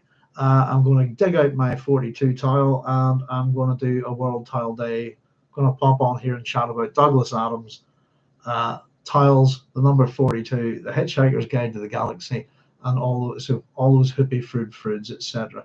So real men are welcome, real women are welcome, and real small furry creatures from Alpha Centauri are welcome as well. You're all welcome. But I'm looking forward to that. I've been trying to do the World Tile Day for a few years now. We're definitely doing it. This Sunday's the 25th, if I'm not mistaken. And I'll try and pop on a little bit earlier. I'm thinking maybe 7 or 8 p.m., something like that. But I said I'll get a wee title thing up. It's this Sunday, World Tile Day. So if anybody'd like to join me for a wee bit of crack with that one, I'll hopefully see you on Sunday. And if not, we'll see you on Tuesday at 10 p.m. GMT +1 for the next 2 chapters. So I'll just say thank you so much, everyone. Excellent stuff tonight. Really appreciate it, as always. Can't do this without you. And I'll say good night. Look after yourselves. Take care, no matter where you are. I hope you have a peaceful, easeful life for the next week or so. Anyway, look after yourselves. I'll see you real soon. Thank you very much, and good night. Bye bye.